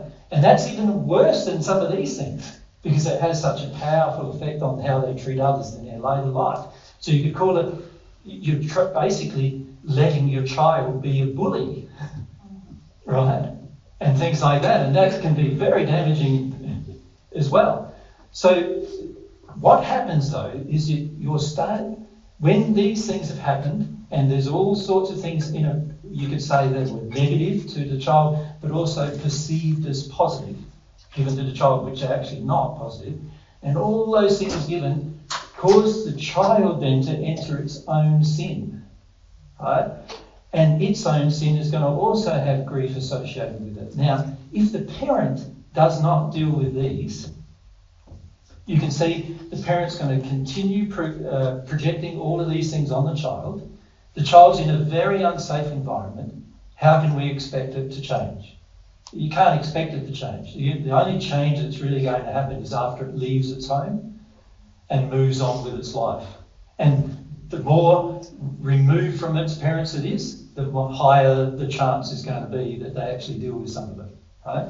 If they stay bound to their parent forever, or for their entire life, often they won't deal with it their entire life, and they'll deal with it in the spirit world, right? But if the parent creates an environment now, and actually the parent does their own work dealing with their own grief and comes to no longer accept their own fear as a justification for their sin, that has a great effect on the child, right? And so by the time they might have had damage, 2 years of age or early, and then the parent begins this process. By the time the child's 12, almost all of its injuries will be only its own, and nothing to do with the parent, if the parent has worked through all those things. And this is a very good gift as parents that you give your children. The gift of, imagine if you did that before you had a child, that would be fantastic. But if you haven't, and many of us who become parents haven't, so if you deal with it after, you're giving them the best opportunity to make change. But you're dead right, Aria. If all of these things are happening as a child, and if the environment does not change, it's going to be very, very hard. There's going to be a lot to deal with once you move out. Correct. Yes. And you'll start dealing with probably once you move out, and in particular once you start connecting to other families, seeing other things happening in the world, and having some experience in the world, you start looking at your own family and going, it wasn't that good here and it wasn't that good there. And so you start critiquing things a bit as an adult. But unfortunately, there's also been the added problem in that we've become so afraid of our own emotion, right, that we start using fear of our own emotion as a justification to not deal with that as well. So it is tough. So we're recognising it's tough, but it is a very good experience for your health, for your long-term life, not just your life now on earth, but your future life in the spirit world, and also for your joy, to develop over time. This is why it's such an important experience. But the main problems we face from God's perspective is the justification of our sin, and our fear is the main way we do it. It's the main way we do it. Yeah. Right, this applies once we're adults primarily. Yeah. Okay, there's lots of questions. I want to give the mic over. Yeah, so can we come to Olga down front on this side and Charlotte on this side? Thank you. Just keep your hand up. As a child, when we have like an unsafe environment, is it also often the case that we bond with spirits so we don't feel unsafe anymore? Yeah. Can so be. Not all people, but Okay, Yeah, so we actually have to work on to not have the relationship with the spirit anymore, so we actually can get Well, to it depends if it doesn't, because there's two types of relationships you can have with the spirit. So this is you and me. And there's two types of relationship I can have with the spirit. These are both spirits. One is a spirit who's unloving towards me, and another is a spirit who's loving towards me, from God's standard. Now obviously, a spirit who's loving towards me, it'll be good to keep that relationship, wouldn't it? But if a spirit who's unloving towards me, no love, I would say, towards me, and they're actually just using me for their own addictions, then it would be very good if I could get rid of that relationship. Yeah. So don't be afraid of all relationships with spirits. And also, you don't need to be afraid of any spirit, whether they're unloving or loving. But it's good to deal with what the codependence occurs between an unloving spirit and yourself. And we see this happening where a lot of people have codependent relationships develop with spirits at a very young age. And then they live that codependence for the rest of their life, and the spirit's sort of like their pal that they go through life with, even though at times the spirit is quite like negative, nasty to the person themselves. And this was something, remember, last week in England, we raised with many of you guys, you young guys. It was this sort of unloving spirit binding to the person. The person is going, I need to feel, like in the case of the guys last week, I need to feel great as a guy. I need to feel powerful, more powerful than my dad. I'm in a competition with my dad. I need to feel more powerful than my dad. And this spirit comes along and says, yeah, you're a great guy. You're better than your dad. And he gives you all those feelings. And then you feel you're better than your dad. And then you don't have to go through your own feelings, right? So a spirit like that isn't helping. But they often believe, the spirit believes, he's helping you, right? But in the process, he's actually damaging your ability to feel and deal with your own sin and your own emotion, right? So that's a very damaging relationship. A loving spirit would not do that. A loving spirit would engage your free will. In other words, they'll allow you to make your own choices, your own decisions, your own, things that you need to decide for yourself. And they will give you advice based on what you ask, right? That's how, and they'll treat you in a way, they'll respect your free will. They won't give you anything you don't ask. They'll just wait for you to ask, just like God does, right? Wait for you to ask. So, loving spirit, always good to have a relationship with. You want to have, if you think about it, it's the same as loving people, right? The more loving people who are in your life, the better your life's going to be, right? So if you have lots of loving spirits in your life, you want millions of them in the end, right? Yeah. And then you're going to have, even if there's no one on earth who loves you, you'll have a loving relationship with them at least. So you'll have friends, and you'll feel like you have friends, and you can get on with life even if nobody here likes you. But, you know, the average person sort of doesn't feel them very much, which of course is because the average person is shut down a lot. But if you do, it can be of great benefit to your life, a loving person, whether they're in spirit or on earth. Yeah. Of course, again, it gets down to, when we say loving, we're talking about God's standard of loving, not your standard. See, a lot of people, so when I'm looking at myself again, okay, is my standard of love I need cheering up? I need someone to cheer me up. If that's my standard of love, this unloving spirit's going to cheer me up. And I'll feel, oh, he loves me. Cool, right? And the only problem is, he's not loving me from God's perspective.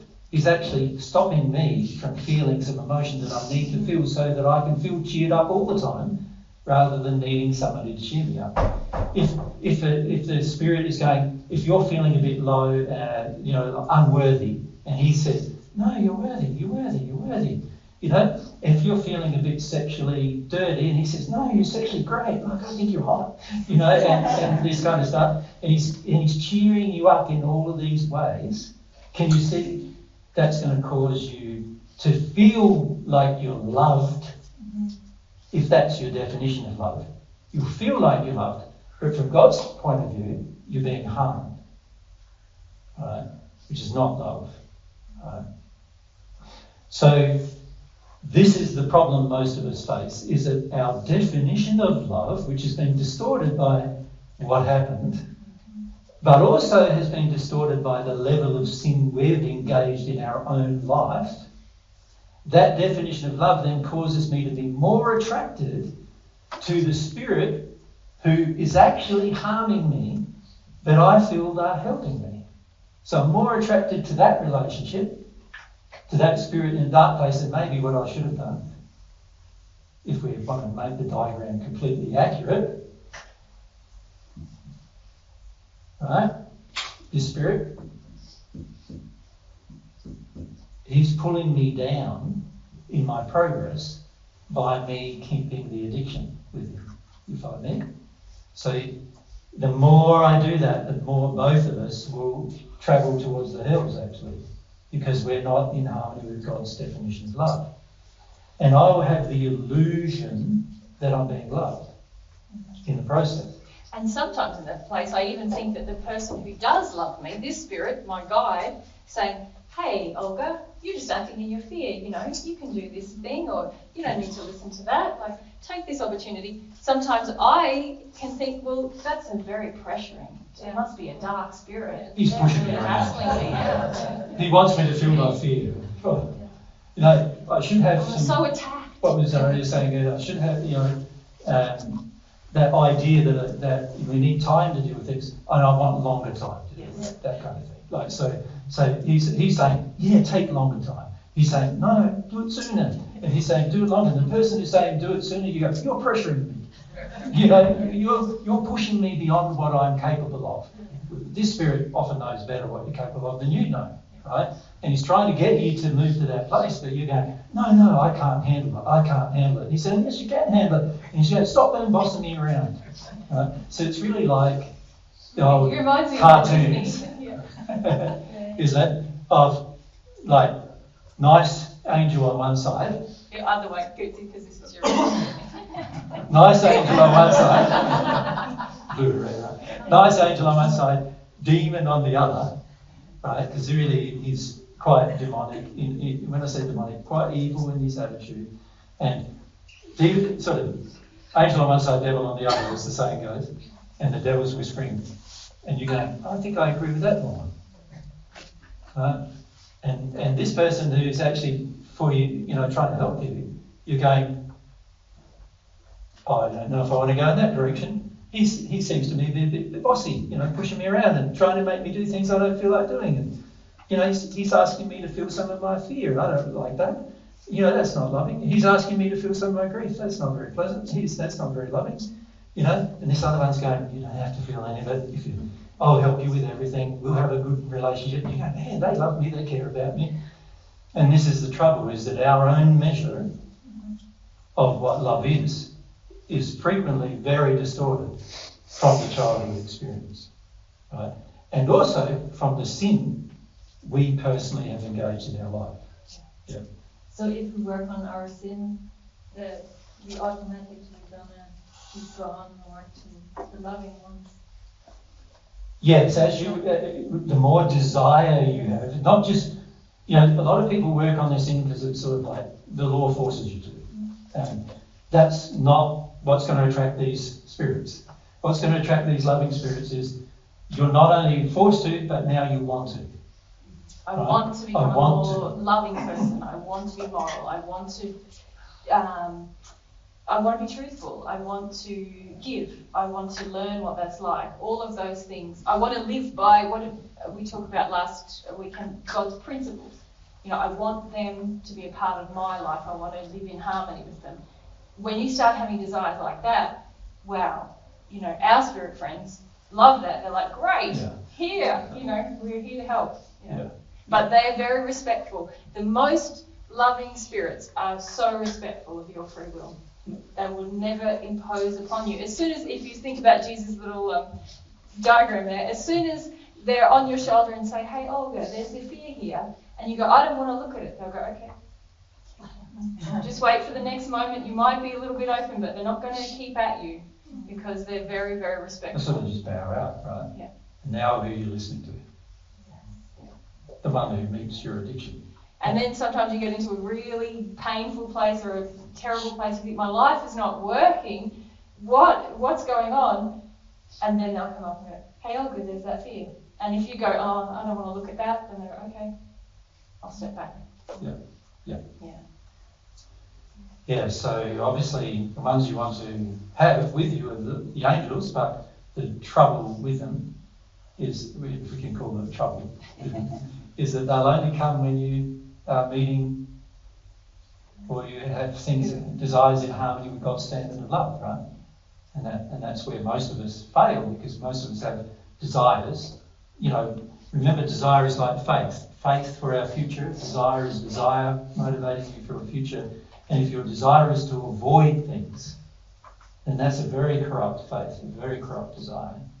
And of course, they're not going to help you avoid things. And it's interesting, if you don't help somebody avoid something, the average person gets very angry, right? When you help them avoid it, they're very happy with you, right? And that is indicative of the fact that the desire in me is not developed enough towards God's standard, and instead I'm holding on to my own standards, right? Which is a big problem we face when we want to progress. And particularly progress in terms of God's standard of love, because remember, the reception of God's love is dependent upon me recognising my sin. And a few weeks ago, we were in, I think it was, we introduced it in Linton, didn't we, north of England, and then we talked about it more in the south of England. The whole concept of awakening to sin has to happen in order for you to receive God's love. And the average person on earth does not want to awaken to their sin. They don't want to. They don't want to see their faults or see their problems. Right? The average person on earth would instead prefer to avoid their problems as much as possible. Right? And whenever somebody doesn't feed their problem, they get angry. Right? So that's indicative of the fact that, like, the person who's in love, loving the person, would not feed them at all.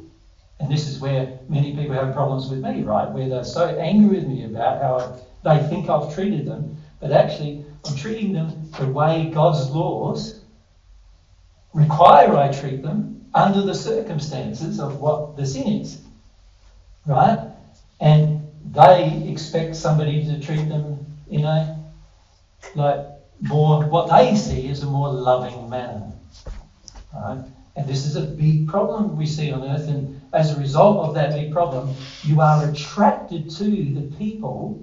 So you could say it's not only spirits, is it? You're going to be attracted to the people who treat you in the manner that you define love to be. And that can be far removed from God's standard of love. But you're thinking, they're loving me. You're thinking it's fantastic. I've got good friends. I've got good family. I've got whatever it is. Good work companions and so forth. Because you think they're all treating you well. But fundamentally, all of these people are just meeting addictions, which you interpret as love, right? And so in the process of meeting your addictions, you feel good, and you think, the feeling I get from them is so wonderful. That's so nice. I just want to spend more time with them and everything. And also, of course, this is going on spiritually as well as physically. So not only are you doing that with people, but you're also doing that with the spirits that are with people and with you. And so you can end up carrying a posse of friends, some of which are on earth and some of which are in spirit, all wanting you to stay in the place where you currently are. And then when some person or spirit comes along and says, look, this is actually very damaging to you, you go, what are you talking about?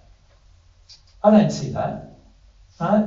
And in our arrogance, in that state, see, sin always causes a state of arrogance. We go, I don't get it. I don't think that's true. I think it's all different to that.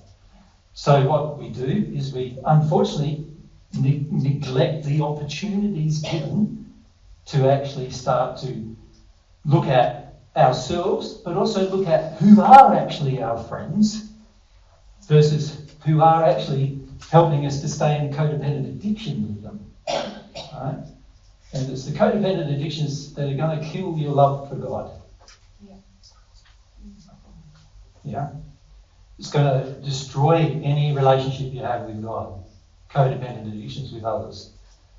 And the more sort of angry you get about different situations is proof generally about the more codependent addictions you have. Yeah. What's the time? Charlotte, it's 20 to 1. 21? Yeah, Charlotte. So it's about the childhood stuff. Yeah, this stuff we had here. Yeah. Yep. I don't have a lot of memories about my childhood. Most people don't. Yeah, and I wonder how to work through that, and even today, like, my memory is really, really bad. I can't even sometimes remember the topics from the last talks. So. Yeah. Okay. So the real question is, how do I face a problem when I don't know it's there? Isn't it? I can't remember it was there. I can't remember what happened to me. How do I then face my problems? And I think earlier I connected with some of the confusion in childhood, because I feel like there was a lot of gaslighting, and I'm also I have two sisters, and they are doing well, as opposed to... Seemingly. Yeah, I feel like I'm the only one struggling in the family, so what's... Well, you're the only one open to sin, so, obviously. So let's look at family denial and its effect, right, in terms of on you as a little person. So you're as a child, you're growing up. This is you. I'm just trying to shorten Charlotte, but I can't. What is Mary and I love Lottie? shortening. Lottie. Can we call you Lottie? No, it's not. I can't fit it in. I'll have to draw you as a bigger person. L-O-T-T-E. Is the spelling, is it for you? Okay, so there's Charlotte. Charlotte is not that big. She's a little girl at this stage, right? So a little tiny child in big mum and dad's care. Now, look. Not a Scottish dad. Okay, mum and dad's care. So little Charlotte's in mum and dad's care. Mum and dad are in total denial about everything they're doing. Absolutely everything. Generally, that's the case. Most parents are almost in total denial about every little form of harm and every large form of harm they bring to their own children while the child is growing up. They usually have no idea. You've got to remember that these parents have been parents as long as you were a child. In other words, if they were parents, they started being parents, let's say they were in 25, and you were a 2-year-old child, then those parents have been 2-year-old parents. If you're the oldest, yeah. If you're the oldest, 2-year-old parents. They have as much experience as parenting as you have as being a child. Barely anything. And if you look at the history of the world, most people feel it's an offence to teach a parent how to be a parent. So they are very blonde to hearing anything from anybody about how I bring up my child, is the way they sort of say it, right? Very offended, even though they're like babies as parents, like, aren't they? They're 2-year-old parents, not very experienced parents, right? Obviously not having God's standard love, they're being brought up in the world standard of love, which remember we said yesterday was in the house. And little Charlotte has come into the world and she's in this environment. So, and it's the very first thing they are doing is denying almost everything they do, in the sense they live in a state of almost permanent denial. In the sense, I remember when I was my first child that I had, I was in a state where I didn't really know much at all about anything I was doing and how it was harming the child. I was doing my best, I thought, and this is how most parents think. But also, I would have loved to have been educated, but there's no course you can go to, there's no parenting teaching that goes on planet hardly at all. And if there is, most of it's absolutely corrupt in the sense of how to bring up a child. And so these parents are on their own, basically. They're not connected to God, they don't have God's standard of love in them yet. And so they're on their own with regard to bringing you up. So I'm not saying that to make you feel sorry for them. I'm just saying, this is the truth of the situation that almost every person on earth has faced, right? Little Charlotte, she's brought up in this environment. The primary divider is deny as much as you can deny, emotionally. Deny as much as you can. So Charlotte, the very first thing she learns is deny as much as she can. Deny even her memories. Deny her experiences. Deny as much as she can. Right? She's learning this from childhood. Especially because most parents are saying, I'm defining reality. I'm defining what's... The parents are saying they are God. Here. Yeah. They're saying they're God. They're saying, I am your child, I am your parent. Not God is your parent, but I am. And therefore, they're putting themselves in the position of God with you. Right? So they're already thinking of themselves as God in your life. And they're saying, I'm taking these actions for these good reasons, and this is what is happening in our family. They're defining that to you. Yep. And if you start to have a feeling or an experience that is different from what they're defining, you can see that little Charlotte has got a decision to make.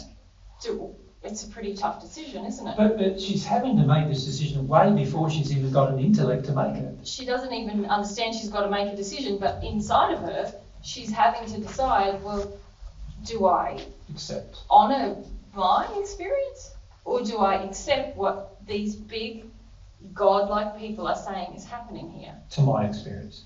In my life. So the average child learns the way to get along with their parents is to accept their parents' version of their experience. Right? To do that, you have to deny most of your own experience. Internally, you have to shut it down. You have to distance yourself from it. And one of the ways most children learn to distance themselves from it is by spacing out to it. Like just zoning out, tuning out to what's actually happening. You know, and so this is why you see even more nowadays than even before, because there's more addictions a child can have now than before, where they start to have little video games and watching telly and they're playing games outside with other kids, and they're doing all these things that the average parents think, oh, this is good. But the main reason why they're doing it is because they're avoiding the experience with their parents and using a lot of distraction, internal distraction and external distraction, food as well, distraction, but external distractions as well, you know, things that engage them. And whatever the parent will allow you to do is what you would have chosen to do. So in Mary's case, her parents really only allowed her to read books. I just read books, and then I'd get in trouble for reading books too much because I just read them voraciously my entire childhood. I figured out a system where I could read a book in the shower. I read a book at the dinner table. I got in the car. At any minute that I could, I was reading a book, and it was my way of not being there, being somewhere else. Yeah, I did that with just being in my fantasy, and I was called out on it a lot, like just going somewhere else. Going into a sort of mystery world and fantasy world and like friends, imaginary friends, and I don't really remember, but just being absent, Yeah. like sucking on my thumb, and yeah. I still zone out a lot today. Yeah, that's right. So one of the first things you learn to do as a child is to zone out and use a method. Now, if whatever the method is allowed is the method you will first use, and also will be your primary method of avoiding your emotion right to this day, right? So if it happens to be books, for Mary it's been books, right to this day, she's still reading books to zone out, right? I don't read many books anymore. No. But when we first met, it was I like, used to read them all the time. she was buying books, reading books. She's got a stack of books like beside her bed, books everywhere, you know what I mean? And all just to zone out. For me, it was more doing things like the only thing I was probably allowed to do, well, I was allowed to be alone, and I was allowed to go out on my own, bushwalking and whatever. That's what I was allowed to do, right? So at a very young age, like I was 4 or 5, I'd be riding my push bike kilometres away from home. My mum and dad often didn't know where I was for a whole day, and I could be alone the whole day. So mine was being alone. That was my go-to, right? My way of avoiding my own stuff. Yeah? And so I loved being alone. Mary wasn't allowed to be alone because they wanted to constantly force themselves close, hugging, while at the same time smothering, but while at the same time not wanting her to be herself or feel herself. And so books was her allowed. So it was a big thing, right? Now, all of us usually have 2 or 3 or 4 or 5 allowed things that our parents allowed. And then beyond that, it was like not allowed. So, like, my parents bought a telly, and when I was little, like I was about 4 or 5, I think it was, they bought their first telly. It was a black and white thing. Back then, cartoons started at 6 a.m. So what do you reckon I was doing? 6 a.m. I actually put on the telly at about 5:40, just before 6 a.m, and there was the test pattern with a bit of music. Drove my parents nuts, right? And then from 6 a.m. to the time I went to school, I was watching telly, right? My parents didn't agree with that, so they sold the telly. So from the time I was that age to 18, never saw a telly. So now that was stopped, but I could go out bushwalking. So that's what I did. I could also make a negotiation with my family about doing jobs for pay. You could be industrious. I was allowed to be industrious, in other words. So I made a negotiation with my mother that I would do the washing every week, I would do some ironing, I would clean the bathroom once a week, I would cook 3 days a week, right? And she let me, and I got paid for it. But was it still to get away from the truth of Correct. the situation? So I learned that working your guts out is a great way to avoid. So later on in my life, what do you reckon I did? Like, I was a workaholic. Worked my guts out to avoid my feelings. Up until the time I was 33, there were some times where I'd work 4 days straight without sleep. Right? That's how much I would work, like 4 days. And I would then drive home after 4 days straight without sleep. Anywhere up to 800 kilometres after that as well. And I can remember like windows down, trying to keep cold so I could stay awake, and pulling over and having cups of coffee. By this stage, 4 days, you're hyped up, right? It's like you're on drugs, right, by that stage. And this is what I did to avoid my feelings. But I was allowed to, you see. So when I started my businesses at home, you could say, when I was 5, I was allowed to have a business. So what do you reckon I did? As soon as I got out of any education, which was electronics engineering, what do you reckon I did? Set up my own business. I wasn't one of these people who worked for somebody else for 40 years. I set up my own business because that was the thing I was allowed to do. Right? Yeah, and for me, it was books and food. Yep. Food was allowed. Mum was always feeding us to suppress everything that was going on. So in my history, it was being an academic, like being at, studying and stuff. And I had issues with food, alcohol, cigarettes for a while. Things that I was using to avoid the truth. Which mum and dad or dad allowed? Yes, they weren't keen on the... Dad was keen on the alcohol. Yes, Dad liked it. He had a drinking buddy then. Yeah. But not very keen on the cigarettes. But Dad is a smoker. But what I'm thinking of for you, Charlotte, is like, I was using those same techniques. So you've got this technique of, I absent myself, I'll just go away. But I was using them into my adulthood, much like Jesus was, still to avoid the truth of what was happening in our lives. So for yourself, every time you're absenting yourself, even as an adult, you can know, I'm avoiding the truth of what's happening right now in my life. Yeah. Because that's obviously, it's like these addictions, the things we were allowed to do to avoid the truth. And letting go of those addictions is going to help you with this childhood as well as your adulthood. Yeah. So everything you was allowed to do as an addiction, as a child, to get away from things, you now will do. And the problem is that it's so natural that you barely even think of doing it. It's like, it's just normal. It's just, this is what I do. And also you feel very attracted to it because it helps you avoid feelings, right?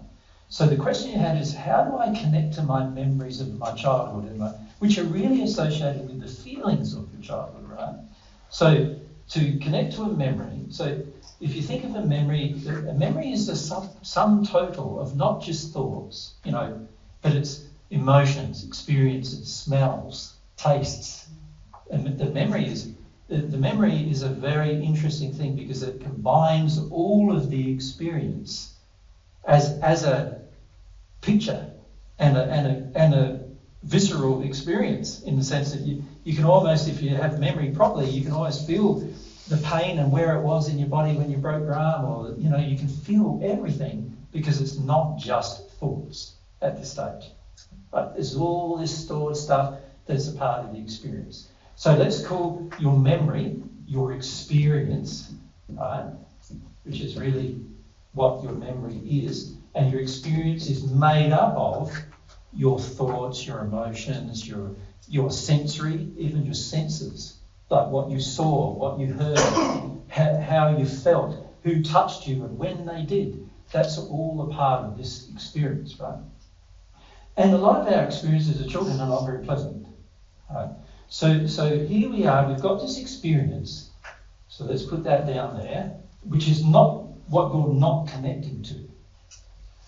So you're not connecting to this experience.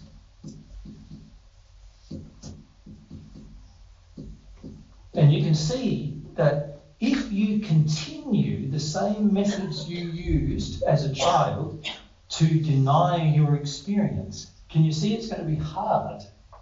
It's going to remain hard to connect to it. Right? So the very first thing that must be done in order to connect to an experience is to start deconstructing the methods that you were allowed to use to detune from your experience. And that's a decision you'll need to make. Yeah, I started doing that, so stop drinking alcohol and smoking cigarettes and smoking weed. I all did that in the last 10 years, but now it's the smaller things. Like recently started giving up coffee. Yeah. And I think technology is a big one. Big one too. But yes, the biggest thing see, now you're talking about grown-up Charlotte and what she did. Yeah. But what did little Charlotte do on top of that? See, she wasn't allowed to have drugs. Yeah. She wasn't allowed to, have coffee or get drunk. See, these are adult things we choose to do to continue the suppression. But I'm talking about, what about little Charlotte? I wonder what she did. Well, you've told us. You already told us. The main thing. Yes, this going away, that's the biggest thing. That drove you to drugs, that drove you to alcohol. They're all methods of going away. Yeah. So this is, if you can view that going away as, it's like, say I was sitting here, guys, and I was smoking a cigarette.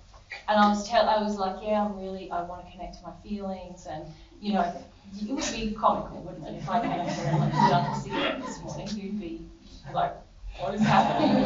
You know, clearly she's avoiding. Mary is not Mary. But it's like every time you do this thing where you go away, it's like you're smoking, it's like me smoking the cigarette. It's the thing that so all my things with alcohol and cigarettes were really related to the thing I was allowed to do, which was use my body to suppress, use a physical substance to suppress.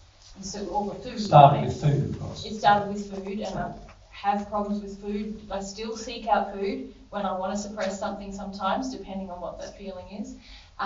So when you're doing this thing where you're like, oh, I've gone away, oh, I'm not paying attention, it's like you are eating chocolate or drinking coffee, or it's the same, except this is your biggest thing you did, and this is how you avoided connecting to the experience as a child. Yeah, the desire to do the zone outs has caused you to go to drugs, has caused you to go to alcohol, has caused you to even drink coffee, and it's caused you to get so involved in technology that you forget the life. It's the desire to zone out that causes these. That you could say it's the cause as to why you did all those other things, to harm yourself, instead of feel your experience. Now, of course, as Mary said, while you're doing the thing, the zone out, in your case, the childhood thing that you were allowed to do, while you're doing that, the experience will remain suppressed. Yeah. Because that's the purpose of the thing the child learned to do, is to zone out the experience. Right? So while you're doing it, the experience is not going to be fully remembered. You're not going to be able to recall it. You might have little glimpses of it occasionally, which I know you do, but you won't be able to recall the whole experience, right? And that was the purpose of the action taken by the child. The problem as an adult is you've got to reverse it in order to access the experience. If you can access the experience, now you can deal with the experience. But if you don't access the experience, how can you deal with it? You're not conscious of it, so how can you deal with it?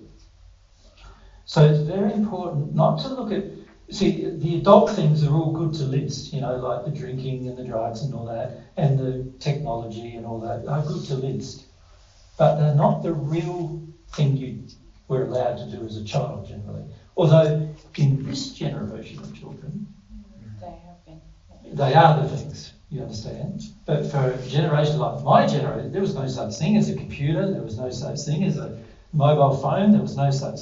We weren't allowed to use those techniques because they didn't even exist then, right? Some of us got to use play as our method. You were always told, go out and play, go out and play, go out and play, and get away from me, go out and play. So instead of feeling the rejection of it all, you just go out and play. And it was a great way to avoid the rejection, right? And avoid the lack of interest, things like that. So we were taught, my generation taught different ways, but the youngest generation, like Emma's age, Elsa's age, is like your mobile phone, you've got your screen in front of you, you've got your own personal screen. A lot of Western people are afraid. Sometimes you're even given drugs as a child now. Yeah, speed, things like that. Lots of spirit addiction and all of that too, so the poor little kids get more overcloaked with spirits as a result as well. You said speed, didn't you? Sugar. Yeah, sugar, yeah. But also children with ADHD are prescribed amphetamines. Yeah. Amphetamines. Yeah. I'm just clarifying what you're saying. That's right. There's drugs like just food drugs and that, that are used to suppress emotion, but there's also actual drugs that they're actually giving children now. Antidepressants? To help them detune from their feelings. So you can see that as they grow into adults, they're going to have an entitlement to a whole heap of things to avoid. You think you've got one? Wait till this generation of children, particularly modern day children in the West, come. They're going to have, many people are saying, it's the children that are going to save the world's problems. That's not what I'm seeing. What I'm seeing is they had more problems than the average adult had when they were their age. So the average 5-year-old child now has more problems emotionally than the average adult had like 40 years ago. So how are they going to solve problems? It's going to be very hard. Yeah. So the key is to access this childhood allowed methods of denial of an experience, your memories. And to develop a desire to give it up. Yeah. And you'll find it's probably one of the hardest things to let go of. You need to pray about a fair bit. And it'll be quite hard because it's been your primary go-to, not since a teenager, but since a little. Yeah, and also it's internal. I can't just avoid the substance. Correct. So you can take away the substance, which I recommend people do, certainly. Take away the substance, take away all of that. But if you don't deal with the thing you were allowed to do as a child, you'll always revert to that. Yeah. And like I said, for many of you, it's more than one. And for some people, young people, it can be like 25 things that they're allowed to do, which makes it even more difficult to give up. And this is something that we want to talk about this weekend, is like what is required to do to make these changes. It's quite painful when you can't remember your childhood experience. You feel pain and you think, how can I access what I need to access to let things go? But it feels even more, if you feel yourself, it feels pretty challenging to think about giving up this is what I do to manage. I just go away sometimes. I just step out of myself sometimes.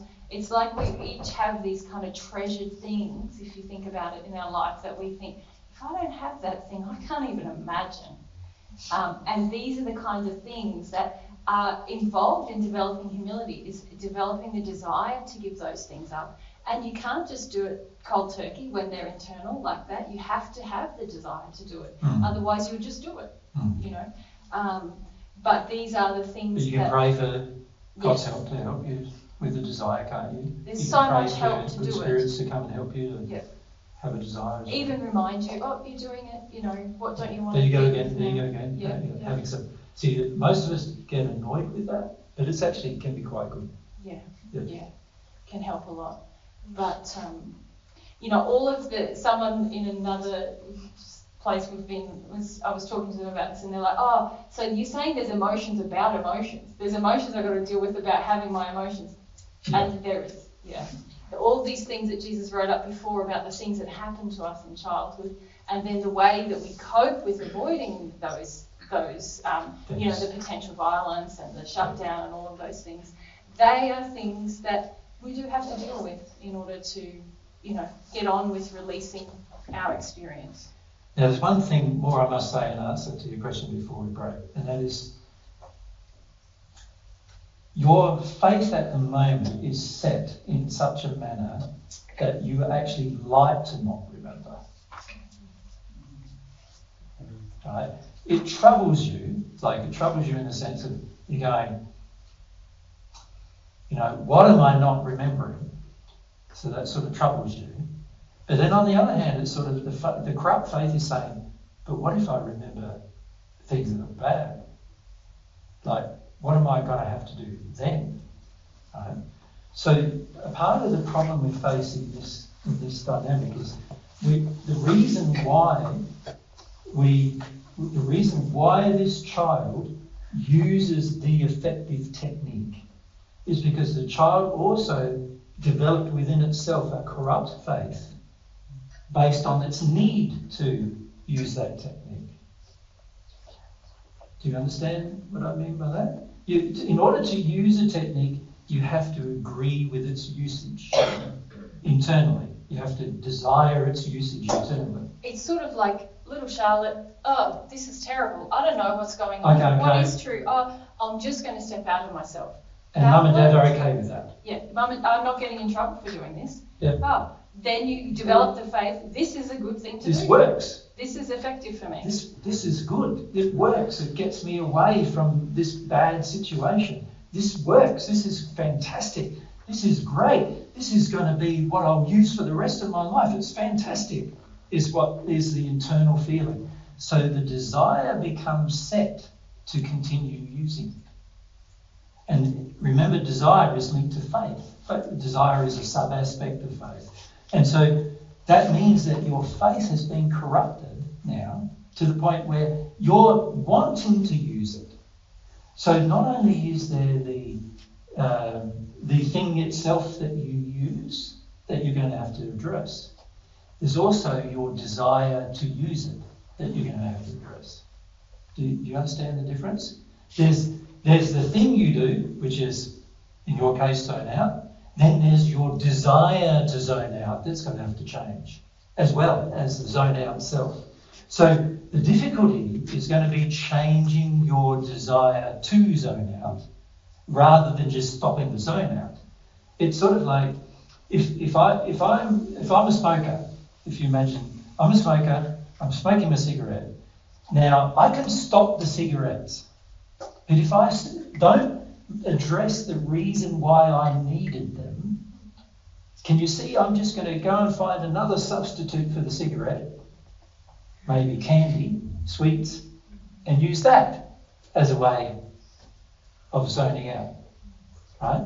But if my desire is that I want to know why I'm going to the cigarettes, what does it give me, what am I looking for, and I actually feel that, now my desire to have a cigarette will dissipate, and therefore I won't use cigarettes, but I also won't use candy, or I won't use sweets. You follow? Yeah, but isn't the reason for the desire to zone out the experience itself? No. No. Not always, no. No, it's not always the experience itself. It can be your method of thinking that you have some kind of control over your life. Your method is something you want, right? The justifications. Yeah, it's like I'm desperate for some level of control over my experience, right? So there's the experience itself, and then there's your desperation for some level of control over it, which is driving your denial of the experience. You follow? Now, the method you use, which might be physical or emotional or even spiritual, there's some people who just go, I've reincarnated, so I don't have to deal with it now. I can deal with it next time I'm around. Or, I deserve the life I've got. And I don't really have to change it because in the past life I was, this is what some people in India feel. In the past life I was a terrible person, obviously, and this is why I'm being punished for this life. So I've just got to accept my punishment, right? Not complain about it. These are spiritual beliefs that often people imbibe to avoid the experience. And then there's emotional beliefs like, I shouldn't have to feel anything. I should be able to avoid my emotions from now on. I should be able to zone out. It's good for me to zone out. That's an emotional experience. Then there's sexual things you might do to zone out. I need to have more sex with people to make myself, have some connection to myself because I feel numb otherwise. Then you develop sexual addictions. And then there could be the physical one, like taking drugs, alcohol, all of those things. So there's all sorts of methods, but you've also got to find the faith you have that drives them all. Which is not just, I want to not know it's not because of the experience, it's because I don't want to now know it either. So one thing is your experience, the next thing is wanting to remember it. That needs to be addressed. That makes sense? Maybe if I listen back to it, Yeah. at the moment I feel clueless about that. Yeah, you're just zoned out. Yeah. Which is your method of dealing with something when it gets too much for you. Yeah.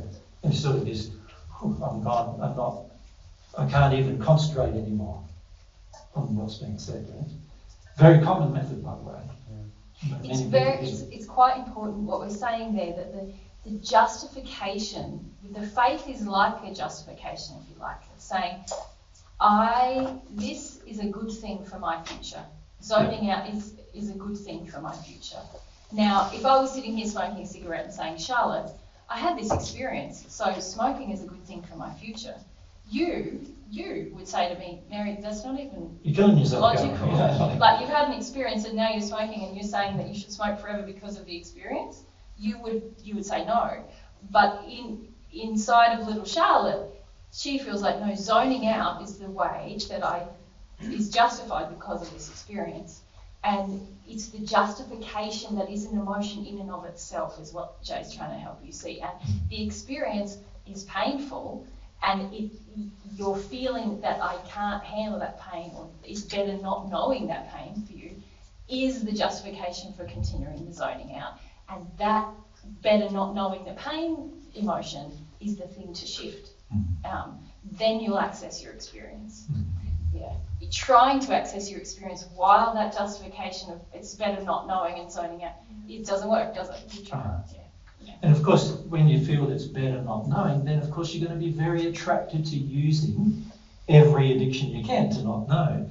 But the trouble is, you then come to the Divine Truth lecture and hear, oh, my drug taking is not good for me, so I stop drugs.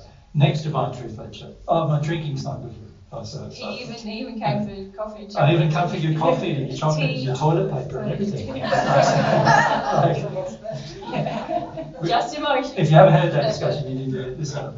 But and the internal, once all of these external methods that you're actually using as an adult are taken away from you, now you're pretty much left with the emotional methods you've used as a child that were never taken away from you. And the reason for their existence is still, I shouldn't have to feel the experience.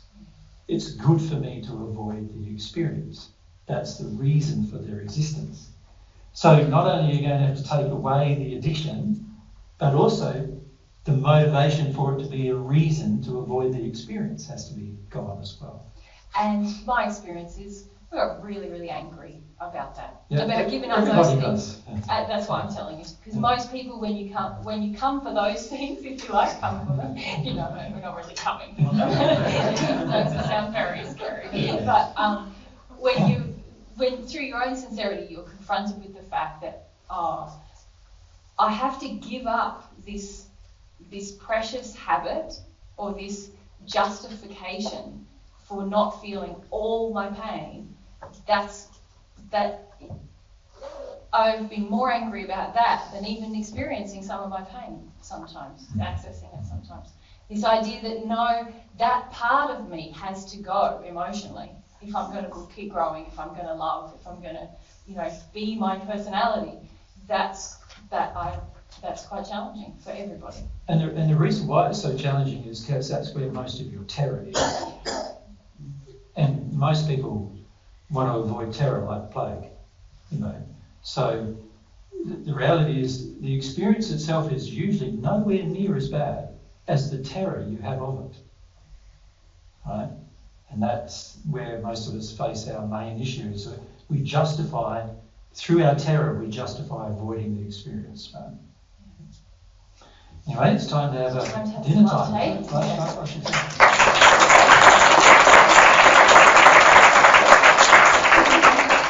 Okay, so we'll come back at 1:45. Thanks, guys. Thank you, everyone. And take chairs out, potentially, right? Yeah, if you want to take chairs out, go for it. Yes. Just let me